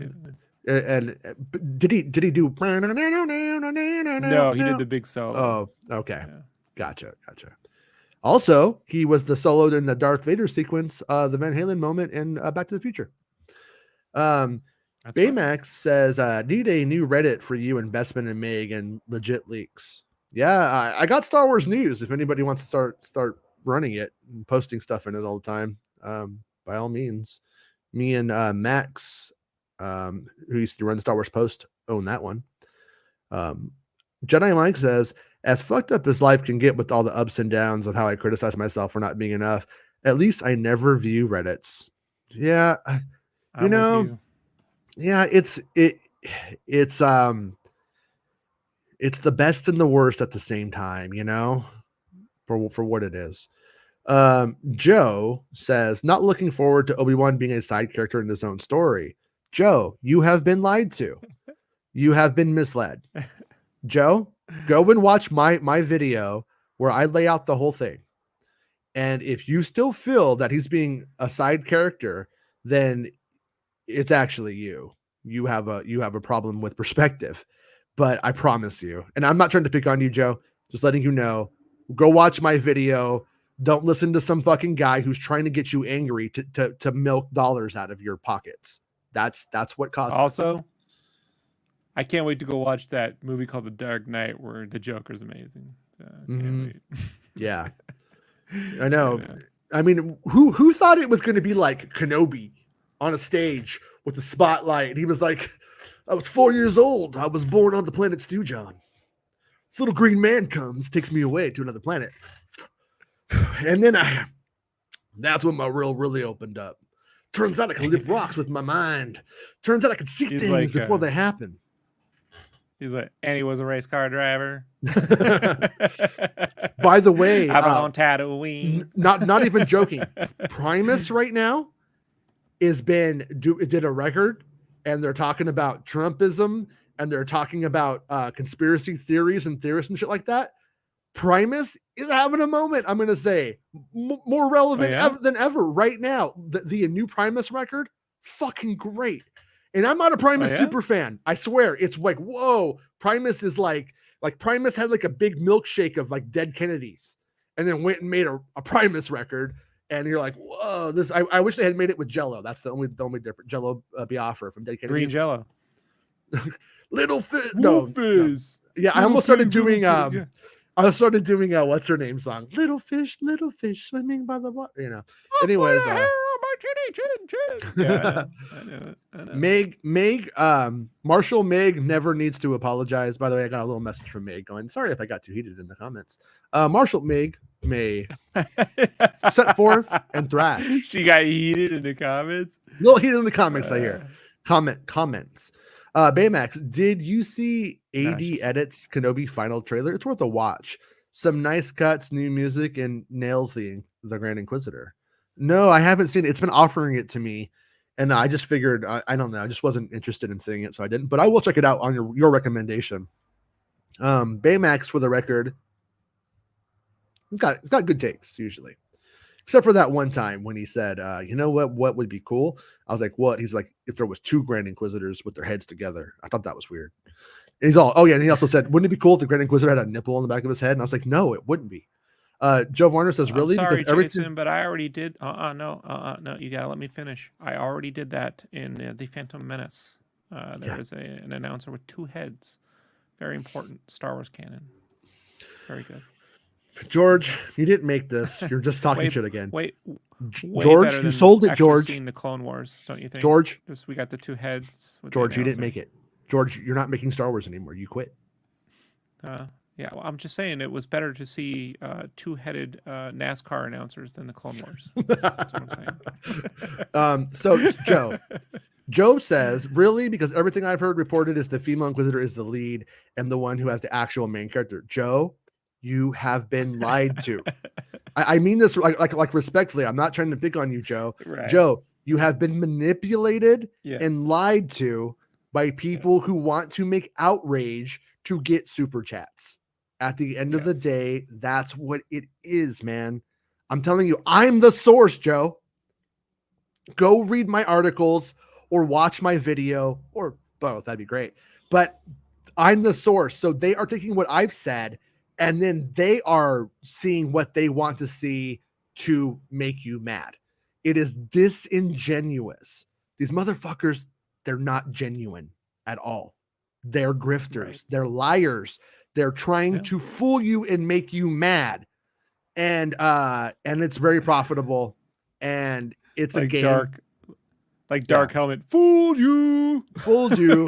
But you're so dumb. I don't mean you, but I'm just doing a bit from the fucking movie, right? Yeah. No, but Joe, I promise you, dude, you're being tricked. Everything, if everything you've heard reported are people taking my reports and bastardizing them and perverting them. I promise. Right. I promise, Joe. Promise. T-Bor. T-boring. I'm not reading this comment. I kid. That sub is an echo chamber of 30 people. I was banned and don't miss a thing. I get the good stuff from Jason and I'm hearing Mason shit, the mediocre comic scrap I can live without happily. Yeah, that's true. And it's just unfortunate that it doesn't have to be that way. Like, this is our community. it's a bunch of splinter cells, if you will, micro communities, whatever you want to call it. But if you take it all together, it is our community. We make it what it is. That's really interesting, Jason, because all my friends are incels. So with your splinter cells and my incels, we should all play Splinter Cell. Remember Splinter Cell? Oh, the Xbox was the best. Yeah, I miss it. Coach is here. What's the stream about? Laugh out loud. You're not gonna make us do push-ups, are you? Because I can't do one. I'm a beta male. Honestly, Cheers was better when Coach was alive. I liked Coach. Yeah. Ty Cox says, I wish Lucasfilm got Mr. Jason Isaacs to voice the Grand Inquisitor. You know, I mean, I got on that one. I just kind of like, it's sort of weird that they didn't, but I think it's clear that maybe they weren't seeing what you want him they to got. ADR with moving lips. It's not going to go well. No, like, he has to play the whole role. Yeah, he'd have to play the whole role. I don't keep up on Jason Isaacs stuff. He may physically not be in like the right shape for the role. Is he a little older now? I don't know. I truly don't know. He might be like a fucking buff ass. He discovered ferals and put on 80 pounds, though, but that's a problem. Oh no, that place is good. They bring you ice cream out on their shoulders, Jason. It's closed. It's closed. Don't. I took my kids there before the pandemic, and then I went to take them there when things were getting a little bit better. I was like, we could get it to go. No, it's gone. So, but yeah. So, anyways, I just don't think it was gonna work, to be honest with you. But Joe says, and Obi-Wan is only a MacGuffin for her. Once again, Joe, you are being lied to. You are being lied to. I think he's not talking to you. I think he's trying to tell you your own spoilers. Yeah, Joe, I'm the source, Joe. Her arc. Oh, people with their story arcs now. Please tell me all about character arcs. Yeah. It's actually negative. And on page 22, she's got to go through the crisis of incidents with the conflict of something to have the return. And shut up. Like, well, here's the Joe's starting to annoy me, dude. Well, no offense. He's not hearing you though, Jason. No, I gotta finish. He's not hearing what you're saying. Wait. This was at 11:18 though. So let's give Joe the benefit of the doubt. I'm not giving you the benefit of the doubt, Joe. But one thing I want to say to Joe, or to people who believe what Joe's hearing, what you need to accept is that there has never been a Star Wars story that does not involve an ensemble cast.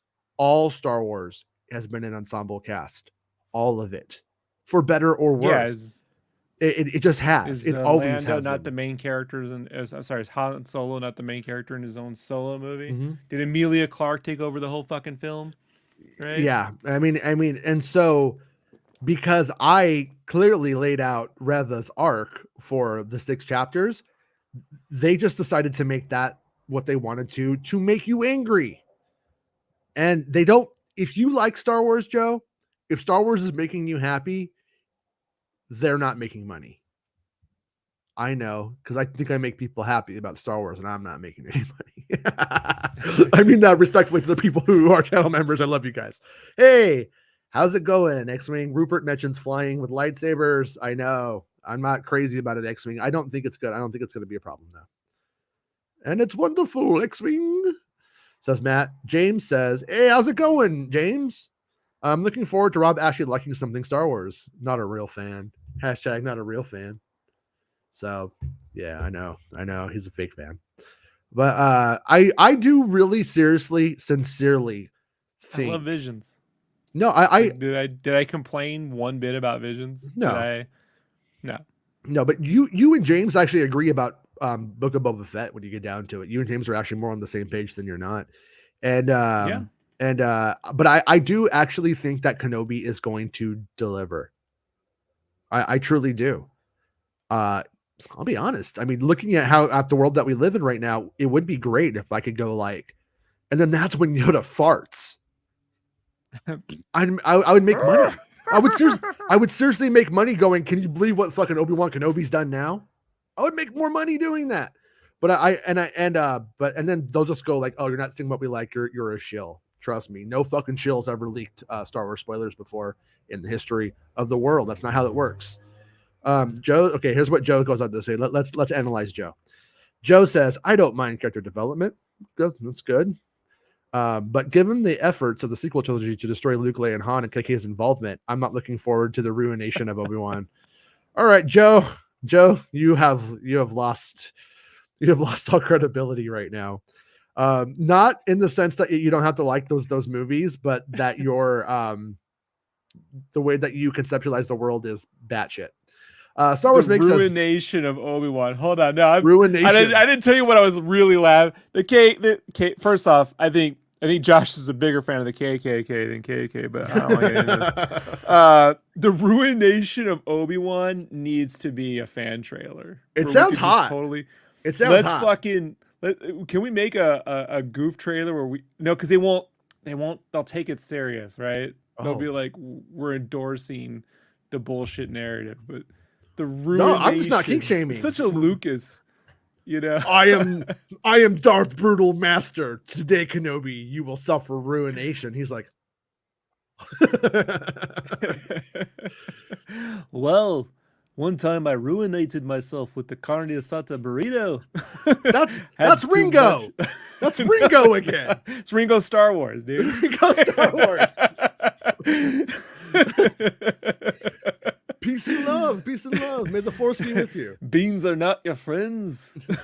Ty Cox says, I'm so bloody excited to see Kenobi show next week. This is where the fun begins. Me too, man. I think it's going to be great. I really do. I seriously am. I seriously am excited about it. Joe says, respect for the original character matters. And KK has gone out of her way to hire people who refuse to do that. Joe, you're fucking nuts, dude. I mean, just tell you, KK, you know what I mean? She's just ruining everything. But I really love that Mando. That Mando's the best thing ever. I'm glad she has nothing to do with it. All right, listen. I still want to be nice to Joe. I don't know why. I just want to be nice. Joe, look, man. Making movies is not wrestling. It's not WWE. Like the kinds of storylines that you hear in wrestling is not how Hollywood happens. It's not how business is conducted. Can I explain the difference, by the way, in wrestling storytelling versus actual narrative storytelling? There doesn't need to be in wrestling. You're literally just throwing out an event to get an audience to applaud you or boo you, whatever you want. And then it never has any consequence. Yeah. Ever. You know what I mean? It's literally just like it's like a show that doesn't go anywhere. It's just for the moment. In stories, you kind of generally want consequences. You want choices that matter. You just want people. You don't have to have an arc. You don't have to have a good arc, a bad arc. You just have to have characters making fucking meaningful choices that have meaningful resolutions, good or bad. That's it. And when that happens, the magic happens. When you watch a film or a TV show in which you're like, nothing happened, things happened. It's just they weren't meaningful. Yeah. That's the difference. And there's no meaningful choices in wrestling. It's just boots up to the head, boosh, and you're like, oh, like it's not meaningful. It's just it's a high, Well, Joe, what happened was I reported the stuff. Nerd Theory. Sure you haven't. Nerd Theory then reported my stuff. And then other people reported that.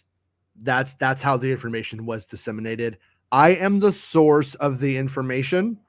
Fuck everything you've ever heard. Fuck everything you think you know about Obi-Wan Kenobi and go read what I put out and then make up your mind as to what the meaning what is this Nerd Theory? I swear I've never heard him. I've never heard of this. Never who's I don't know. Tyrant, did you go back and watch Rebels? Man. Nah, I heard that one was not the good Star Wars show.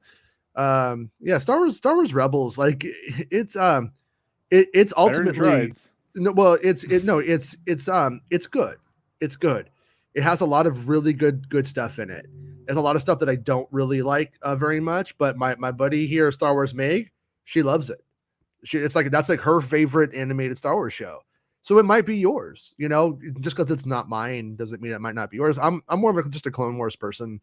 That stuff works for me, but I also honestly I like I do like to, with Star Wars itself, I like that to be the one thing where, you know, I try not to focus on the negative. Sometimes I have to because the stuff I put out or whatever is, you know, molested into what it's become. But I do like Star Wars to be like the bit of escapism in my life. Like when I listen to music and stuff like that, like my musical choices are more like David Lynch movies than Star Wars movies for the most part. And so I like to have the two polar ends of art there for my entertainment consumption. Before I forgot, there's a trailer out. It's an announcement for a trailer coming tomorrow. Whatever. Okay. The new George Miller movie. He's doing a new movie. It's not Mad Max or anything. Mm-hmm. That shit's got to be right up your alley. Like, yeah. I want to see if I'm right about this. Like, okay. You gotta let me know when we're all done here. Okay. Yeah. I'll watch it. I'm down. If I'm wrong, then I've totally misread it. But God, I can't even talk about it. Never mind. I can't even talk about it. I'm not gonna even touch on it. Squint more, Jason Ward, to read better, right? I know. This kind of relates. I saw a movie last night that will be out in a while. Can't talk about it. And I had to wait a long time to see it. And I took my glasses with me, and my glasses are in my bag in my car. And I didn't want to walk away from the show and go get my bag. So, you know what I mean? So, what's it say? Who do I look like right now? I got some like cartoon character eyes right now. What if I do this? Okay. Don't do that. You'll ruin your eyes. I fucked my eyesight up for all through high school because I was doing that rather than wearing my shitty glasses. Made my eyesight 10 times worse. So, yeah. Better off just being blind. Jedi Mike says, I love that old Star Wars movie, The One Jedi, No Side Character. Right. Yeah, that's Joe goes on to say, honestly, the stuff where Filoni and Favreau have hands on for not just named producers have been lights out. But everything else has been crap. Joe, this is where once again you're misunderstanding those ones. You're seeing a common theme, and that's Filoni and Favreau. Kennedy's there. They don't say, shut up, bitch, sit down. Like, that doesn't happen. Kennedy's the boss. There is no difference between those productions and any of the other ones. There's absolutely zero difference. Zero. Right. It's the same thing. You just happen to like what those creators have decided to do. The thing that Kennedy doesn't go out there and decide, I'm going to hire people to make Joe mad. Like, she doesn't do that. She goes and she hires people who make the best pitch for what they want to do, and she has to be able to go, yeah, I can see them. I can see these guys, this lady or this person being able to pull it off. I believe in you. And then she's she's more hands off than you would think, until it looks like what you're doing is crap. That's just the truth.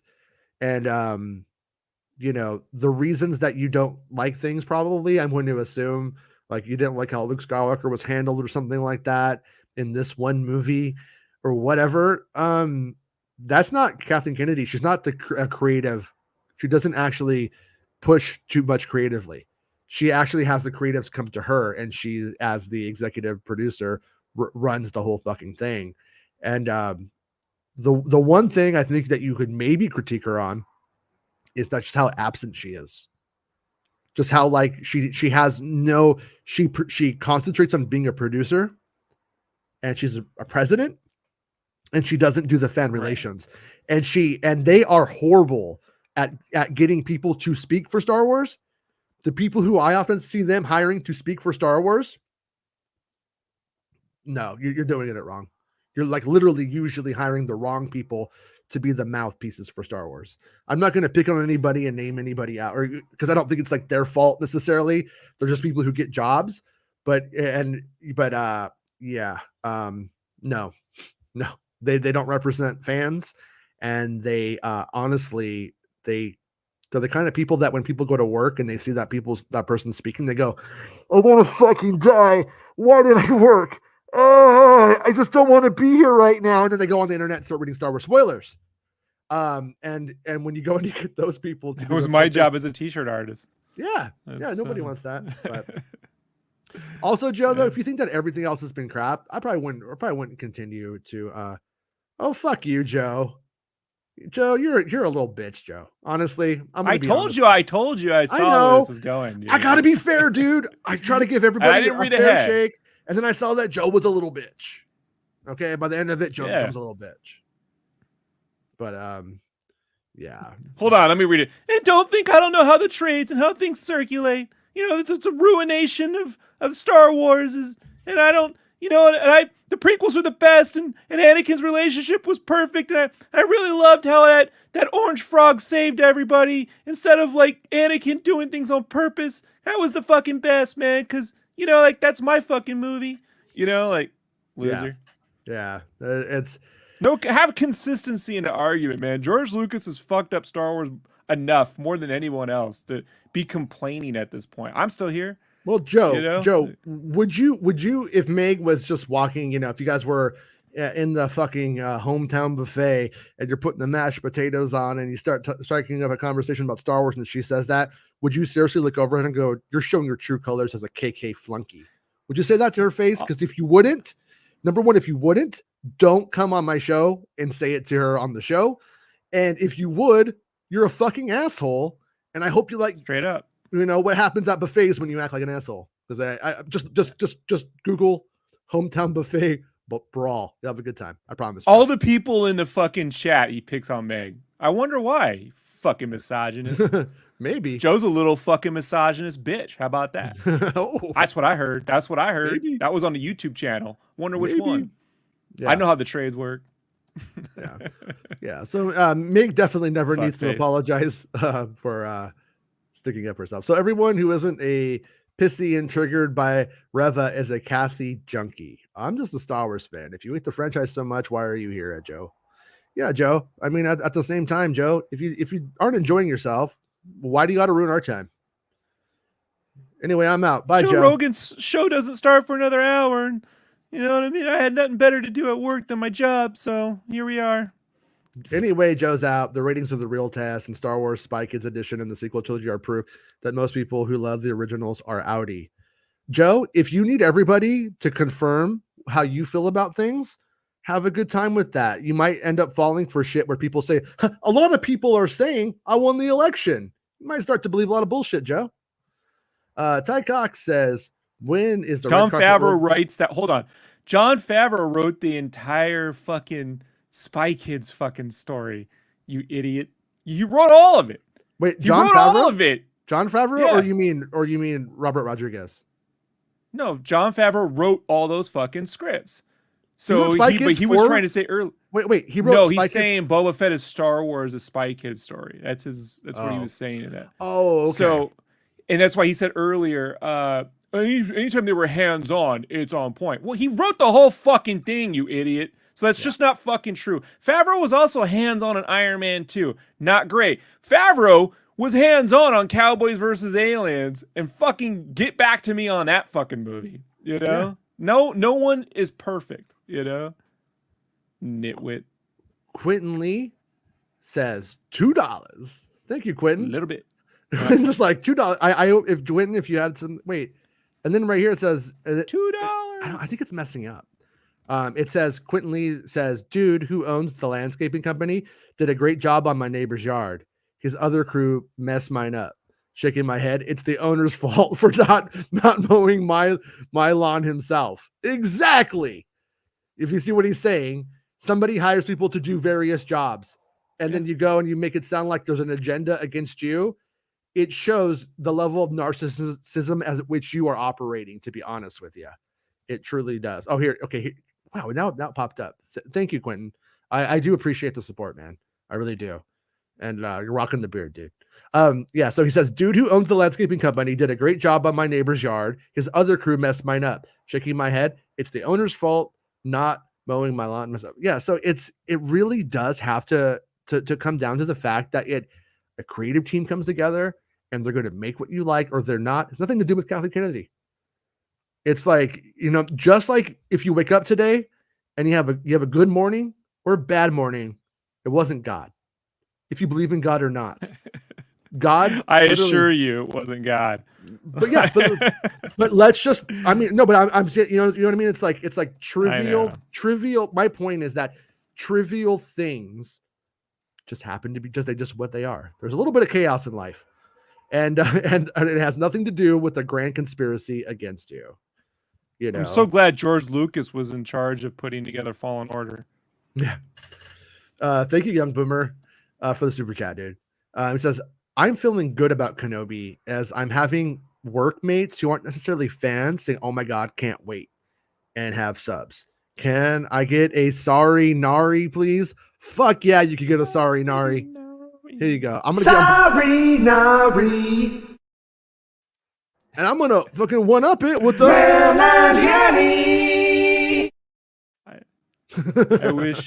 I wish the feet were kind of moving.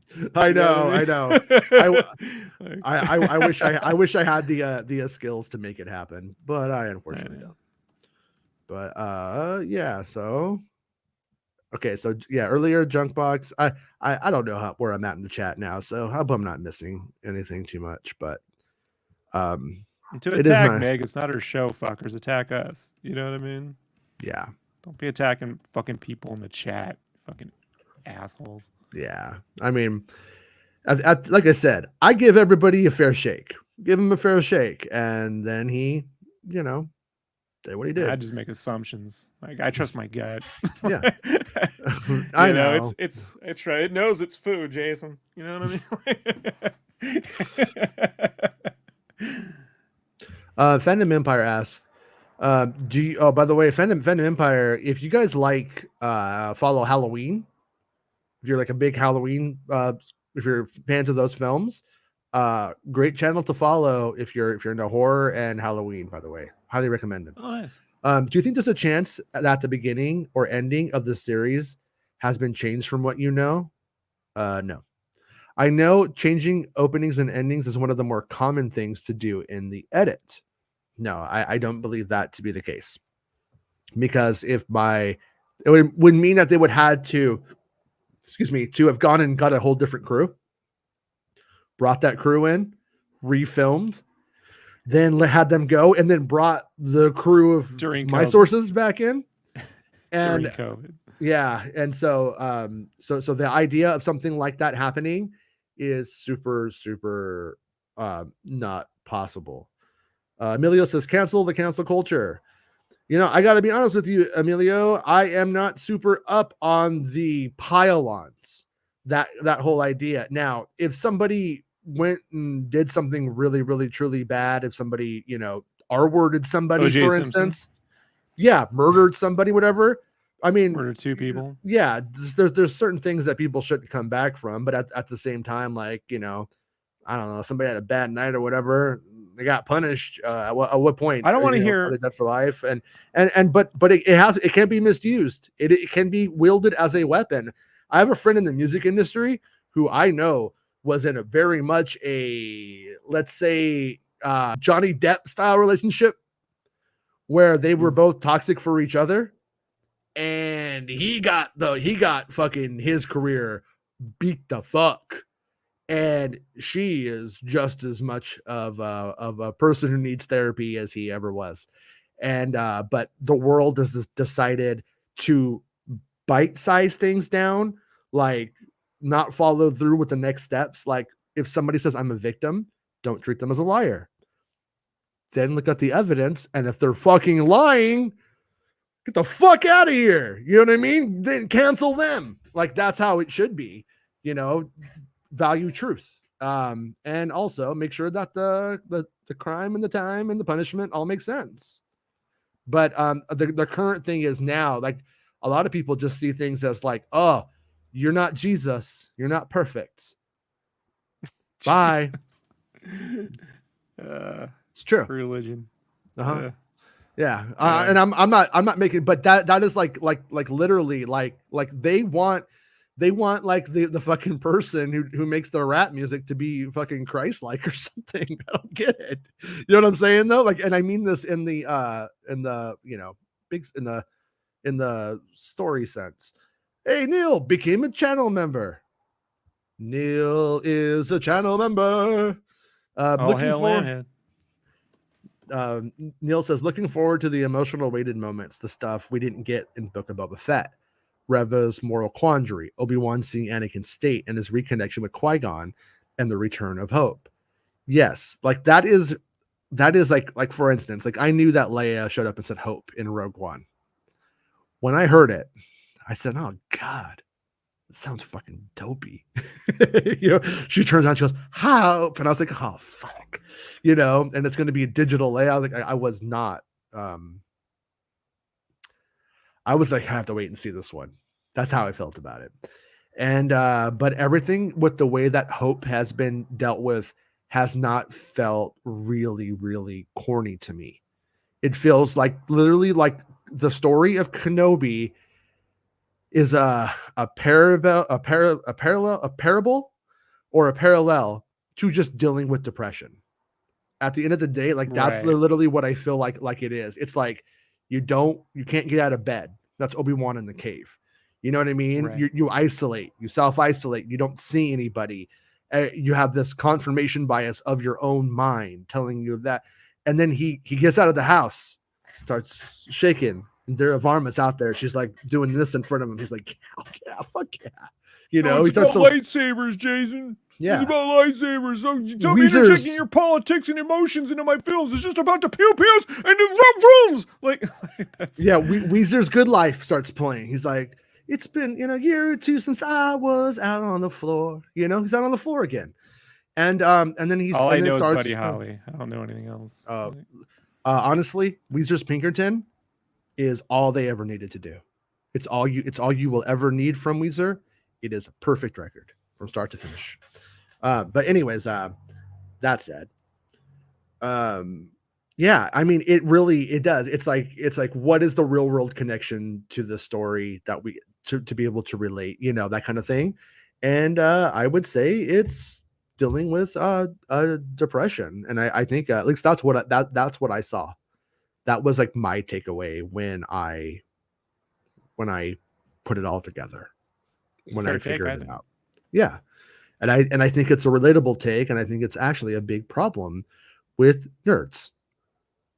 I mean, I'm going to say people who tend to be more introverted, like reading comic books, reading books, novels, consuming media, and spending time by themselves are definitely probably more Fortniters, more prone to depression and stuff like that. And I think this is a good story. And I also liked how Mando dealt with that idea too. Like that moment with Luke tells Grogu, always get up. Like I felt like that was sort of telling us that too. Or maybe I'm just seeing what I need to hear, in which case good work, Star Wars. I'm seeing it.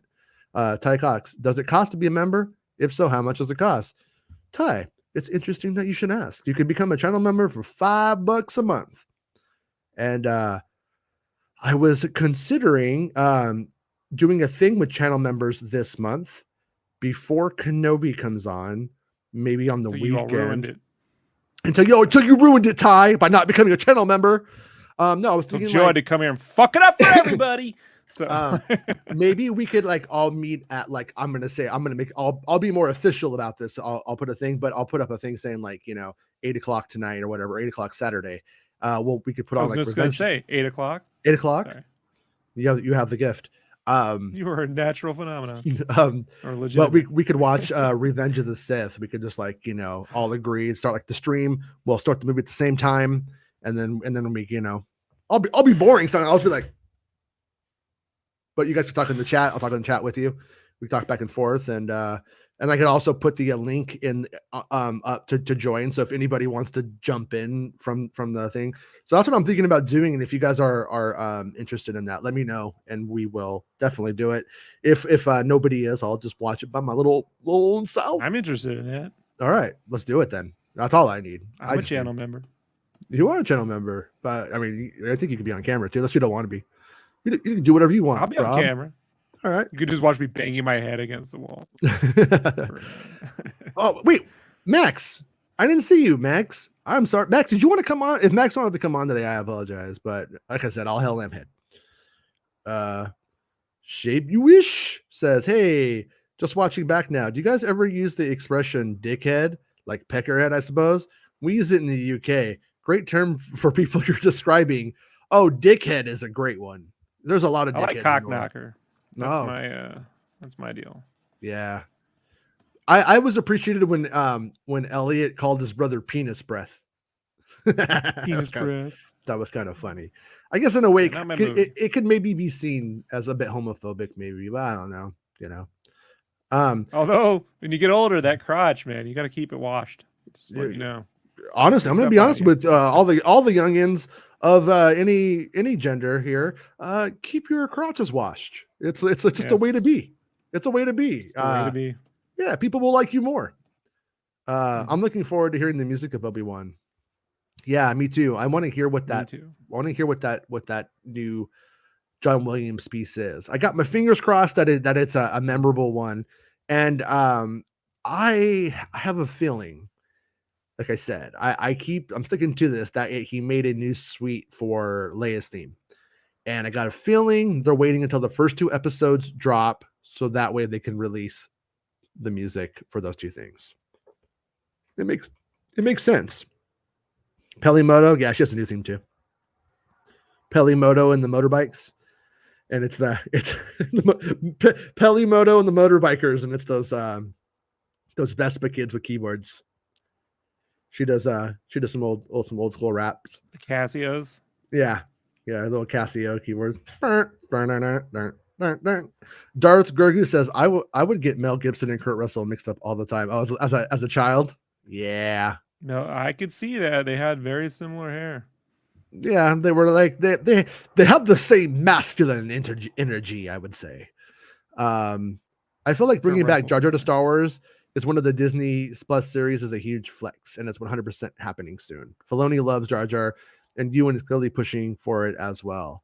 Yeah, that would be like a hope of mine, is that it like for some reason in one of the stories he needs help. He needs like a friend, and you know how like when Han and Leia are like Lando, the Lando system. It would be kind of cool if like there was a moment like that, and but it was Jar Jar, and then they could get them together somehow. That's what I would do. Because I think Jar Jar, I would even be like, they showed Jar Jar as a clown in Aftermath. Okay, where I think that could be a genius move is that what if Jar Jar's not a clown anymore, but he was a clown in those moments for the kids. Like, what if that's, what I mean? I mean, that would be interesting. I would like to say, Jason, we interviewed Mr. Ahmed Best here. We if you'd like to go watch our interview with Ahmed Best, we did a little legitimate show once. Yeah. And, his take on Jar Jar at the time was that he saw it as very Jackie Chan-ish. And obviously never got to do any of that shit. And I think making him an older Jackie Chan style character would give Ahmed something to fucking do too. To bring a bit of what he saw in that character forward. And I'm way better than I'm on the ground, I'm sad clown guy, my life sucks. So I don't like, we'll talk about this, but that I think is the real way to, they got to make good with Ahmed. They got to seriously, they got to make good on that role. Mm-hmm. You're going to complain about Thomas Jane now? You want to go back to that? Oh, go ahead. I don't know anything about it, so you've already lost me, but yeah, I don't think the Punisher should take place in Florida. Although now maybe I do. But I didn't in 2004. But times have changed. Now maybe you're right. Florida man calls himself the Punisher. I could see that. Yeah. Or he could be. What was he calling? What was that guy calling Kenobi and Kathleen Kennedy? Like the decimator, I don't know what he was saying. Ruination. The ruination. The ruination of Obi-Wan, yeah. I guarantee you no one has ever used the word ruination who wasn't halfway batshit crazy. Well, I used it in my divorce proceedings, Jason. So what does that say? It's the ruination of Lucas. The guy who wrote Mace Windy was batshit insane. Junkbox says, I must be an awesome alpha male. I was addicted to heroin for over 10 years. Thanks, Star Wars, for helping me get clean. Hey, good work. If you're joking, cool. If you're not joking, good work on getting clean, because fuck, I know that is hard for people, Yeah. I did a lot of my outside studies in geography and about the geography of illicit drugs. And it's fascinating stuff because they make it sound like heroin is like, the most addictive thing ever. But the truth is, like, you'll get like, I don't remember what the data says, but it would be like 10,000 new heroin addicts a year, but 200,000 people would try it. So like there was like things about it where it's like, so is it truly the most addictive thing ever? Not for everyone. But that's the kind of stuff that I wish we could see past so we could figure out how to deal with substance abuse and how to fix like actual like issues that we have with drugs instead of just pushing on myths and making it an all-encompassing boogeyman and you asked for it, But see, stuff like Jason, that. that would require some sort of universal healthcare system where we took, physical substance abuse and mental abuse seriously, where we could actually and not charge people, I don't know, $50,000 a meeting, or whatever to do it. So, that's not going to happen. Not in this economy. It's almost like they're trying to use it to control poor people. Baymax says Callus could show up in Andor or later on in Ahsoka. Yeah, personally, Mr. Max or Bay, can I call you Bay? Bay is that I feel like Callus before Rebels is one note. I'm just not really interested in seeing it. You're gonna want to see him get his ass kicked or killed, and he can't really happen in a good way. I mean, you can maybe have Falcor fly down and he jumps into the trash can or something, but you can't kill him, And so ultimately, it would be more fun, I think, to show him in the Ahsoka series, to show somebody, like how does he dealing with life after what he did, and how is he making the galaxy better? What's he trying to do, or what's life like? Does he just jump back in? Maybe Callus meets a girl named Pumice, and then they smooth each other out. Think about it. It's fucking romantic. It's very dude. George. It's very George. Fucking romantic, dude. It's so George. Only 6 likes? Fuck you, chat. Yeah, David, you said it, man. Fuck these guys. Please like the video, everyone who watches. I would appreciate that. My name is Jonas, says, have some news I would like to share. Natalie Portman is not in Kenobi. Her agent, Laurent Gregor, told an anonymous source at a festival during Easter time. You heard it here first. Yeah, Jonas, I looked into her very extensively to try to see if she was involved. And I confirmed that same thing before, that Padme is not in this at all. I say not at all. She is mentioned. She is brought up to Darth Vader, and that, she saw the light in you is the gist of that moment. And I can't wait for it. Tyrant says Bothan and current canon are holier than thou pieces of shit. Yeah, I did say that they could be in Cassian Andor, but the truth is that they don't really play into anything until the Death Star 2. And the current, like from what we know of it, like the Dutch. I do like I like where they're taking it, that they are these holier than thou pieces of shit. And then by the time they realize what's at stake, they become the Bothan spies and do what they do. That could be, but once again, starting from A, ending at Z, the character progression, even if it's for a whole race of people, I think it's fascinating.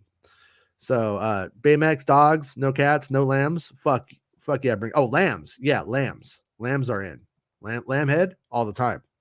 Because you don't want to know why? I don't see lambs every day. I don't remember the last time I saw a fucking lamb. I have no idea. You seen a lamb lately? I ain't seen a lamb lately, but I did. Such a line from Airplane, right? You seen a lamb lately? But I did like when the lights went out on the lamb, and then she died. That was funny to me. Piece of shit. The Crawling Chaos says Dear Joe needs to be deprogrammed. I tried, but he went downtown to Crazy Town. Also, Michael Jackson worked on the music for Sonic 3, says Tyrant. Really? Yeah, Sonic. Yeah, and there was a really weird thing on it's weird. It's why it hasn't been re-released until possibly this new game. It's unclear what he did, how much he did, and how much of it is in the final game. But it could be all of it, could be some of it, could be the main theme. It's very difficult. Could be like 2 bars of music, and they just it was Michael Jackson. Everybody buy it. Yeah, the development of Sonic 3 as a whole was really weird. I don't remember shit about Sonic 3, honestly. I'm a Sonic That's 1 why, guy. because it was really fucking weird how it Yeah. was developed. They were under the pressure to make it in a year, and so they split it into 2 games that then would, you'd buy them and connect them to make a whole game, and none of that shit fucking worked. Yeah. This stuff is chronicled pretty well in the book Console Wars. Highly recommend it. Tom Kalinske, head of Sega at the time, Sega America. This is a whole problem with that game. Cronky says, is the chat delayed? Honestly, we just talk too much and we can't keep up with it. But I do like to, talk to you guys. No, I didn't block Joe. I like free speech until it gets, too stupid. So, Joe. Yeah, I'm going to talk some stupid shit on him because fucking he's going to bring up people in the chat that aren't on the show to defend themselves, Yeah. Yeah. So I will, but once you start insulting Meg, then get the fuck out. Because Meg is, she's a little boss. And I want the boss mad at me. General Kenobi says people getting angry about the leaks would only be happy if Obi-Wan sat under 2 suns for 20 years until Vader popped up and they started to fight. And even then they'd complain Vader's on Tatooine. Yeah, you're right. I mean, it is, they're damned if they do, they damned if they don't with these people, And I missed this part earlier, but hey, Quentin, how's it going, Mr. Lee? And thanks for all the support all the time, Quentin. I really do appreciate it, man. And I don't even have to lie to you. That's the best part. Baymax says, don't watch anything Rob tells you. Watch until he watches The Greasy Strangler. Oh, maybe everyone will show up to watch Revenge of the Sith and it's Greasy Strangler. No, I'm kidding. I wouldn't do that to you guys. Richie says, is that movie Indy 5 that you saw last night? No, it's not. It was not Indy 5. I wish it was Indy 5. Fuck, that'd be great. Andy, you gotta fight me for it. Yeah, I know. Andy was the best person I think they ever had to do things for them, but yeah, she unfollowed me though, so fuck her. Quentin Lee says they meant to say Lon. Yeah, I know, fucked up that up, didn't I? No, it's cool, man. It's cool. Quentin's all, damn, y'all are roasting homie. Laugh out loud. Well, hey, man. I mean, my roasters. My whole thing is like, it's not so much that we like the same thing. I don't really care. Like when it comes to this stuff, like when it comes to the shit I actually mostly like, friends, girlfriends, whatever, they don't like the same stuff that I like usually. I got my own eclectic taste. And I'm okay with that. It's just more like when somebody tells me like what I shouldn't like, or that I'm or they have like I said, if your outlook on life is based on wrestling, I just can't connect with you. We could both agree. Speak pro wrestling. Hacksaw Jim Duggan was fucking cool as shit though. We hit a 2x4. That's cool. I get it. But to think like that movies are made by Vince he never McMahon. Should have won the first Royal Rumble. It's ridiculous. So that'll be Rob's last show. Whatever, I guess. No, I'm kidding. Oh! Yeah, it's stupid. Okay. One time when I was a little kid, I had the board. I was pretending to be Hacksaw, and my next door neighbor had Lion-O's sword, and we both looked at each other and went, "Oh!" at the same time. I'll take this back. Is inadvertently hilarious is in Royal Rumble 2. You can watch this on the Peacock or whatever. Hacksaw had won the first Royal Rumble. So he comes out and he does a 3-way tag team match. He's with Bret Hart and Jim Neidhart, right? The Hart Foundation. Those two are Canadian, but they're the Americans. so Bret Hart has to come out like where they're waving the American flag and be like, yeah, this is ridiculous. And they're playing against these guys who are like French Canadian, but they're being really woo woo with the mysterious. Like they're being really fucking hammy with it. Yeah. And there's a moment when Bret's stuck in a lock and the French guy comes up and he does this little this little, and fucking, it's the only time I've ever seen it. Bret Hart literally starts laughing in the ring. It's so fucking funny. Like he broke character. You don't see that from him, but like that, because it's so ridiculous. Oh, so good. Quentin's all, wait, people are getting lied to? Where do I pay for that service? Well, see, here's what's happening. Star Wars has been taken over by the SJW agenda. It's all falling down now. Yeah, so, but you know what? I honestly, I'm so self-centered. I haven't figured out what makes everybody nervous yet. So once I figure it out, I'll make you real nervous, and then I'll be like, here, I'm with you. Makes them nervous when I'm in charge of the show. Yeah. Joseph Steiner says, I was looking at the panels at Star Wars Celebration and was wondering if there's going to be a screening of the premiere of Kenobi at Celebration. That would be fun. So far, that's been the assumption, but I don't know if there's going to be one. They classically have done those at night.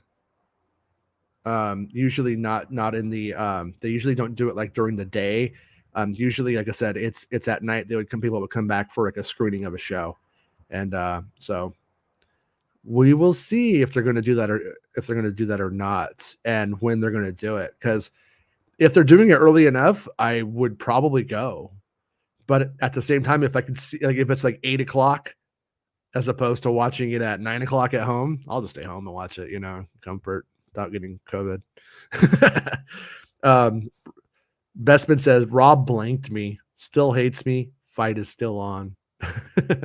Honestly, Bestman, I forget about you until I come back on the show. So I wouldn't. Oh, whoa, that's even worse. That's even worse than blanking someone.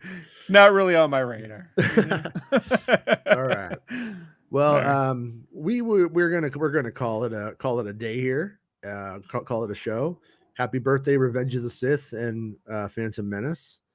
And I'm going to go hang out with, I got about an hour until I got to get my kids. So I'm going to go hang out with Bespin for a bit and talk shop. Nice. Talk shop. But yeah, it'll be a good time. And man, still hoping that Xbox comes today. Still hoping it comes in time. But if the Xbox comes today, I'll have to like download Fortnite, which will still probably take me like an hour. Anyways, though, thanks to everybody for the support today. Thanks to everybody for always being cool in the chat. The one time we had a little bit of a weirdo today, it was kind of funny. And but honestly, like in this chat, you guys are, I haven't had to block anybody or ban anybody from the chat pretty much ever. And everyone's been great. And I've been kicked off a couple times. Well, yeah, I mean, I brought you back. Got kicked off today. Yeah, you're back though. Oh, I'm back. I'm back. Because here we believe in the free speech, man. Gotta say, believe in free speech. Yeah, and so we'll see everyone tomorrow.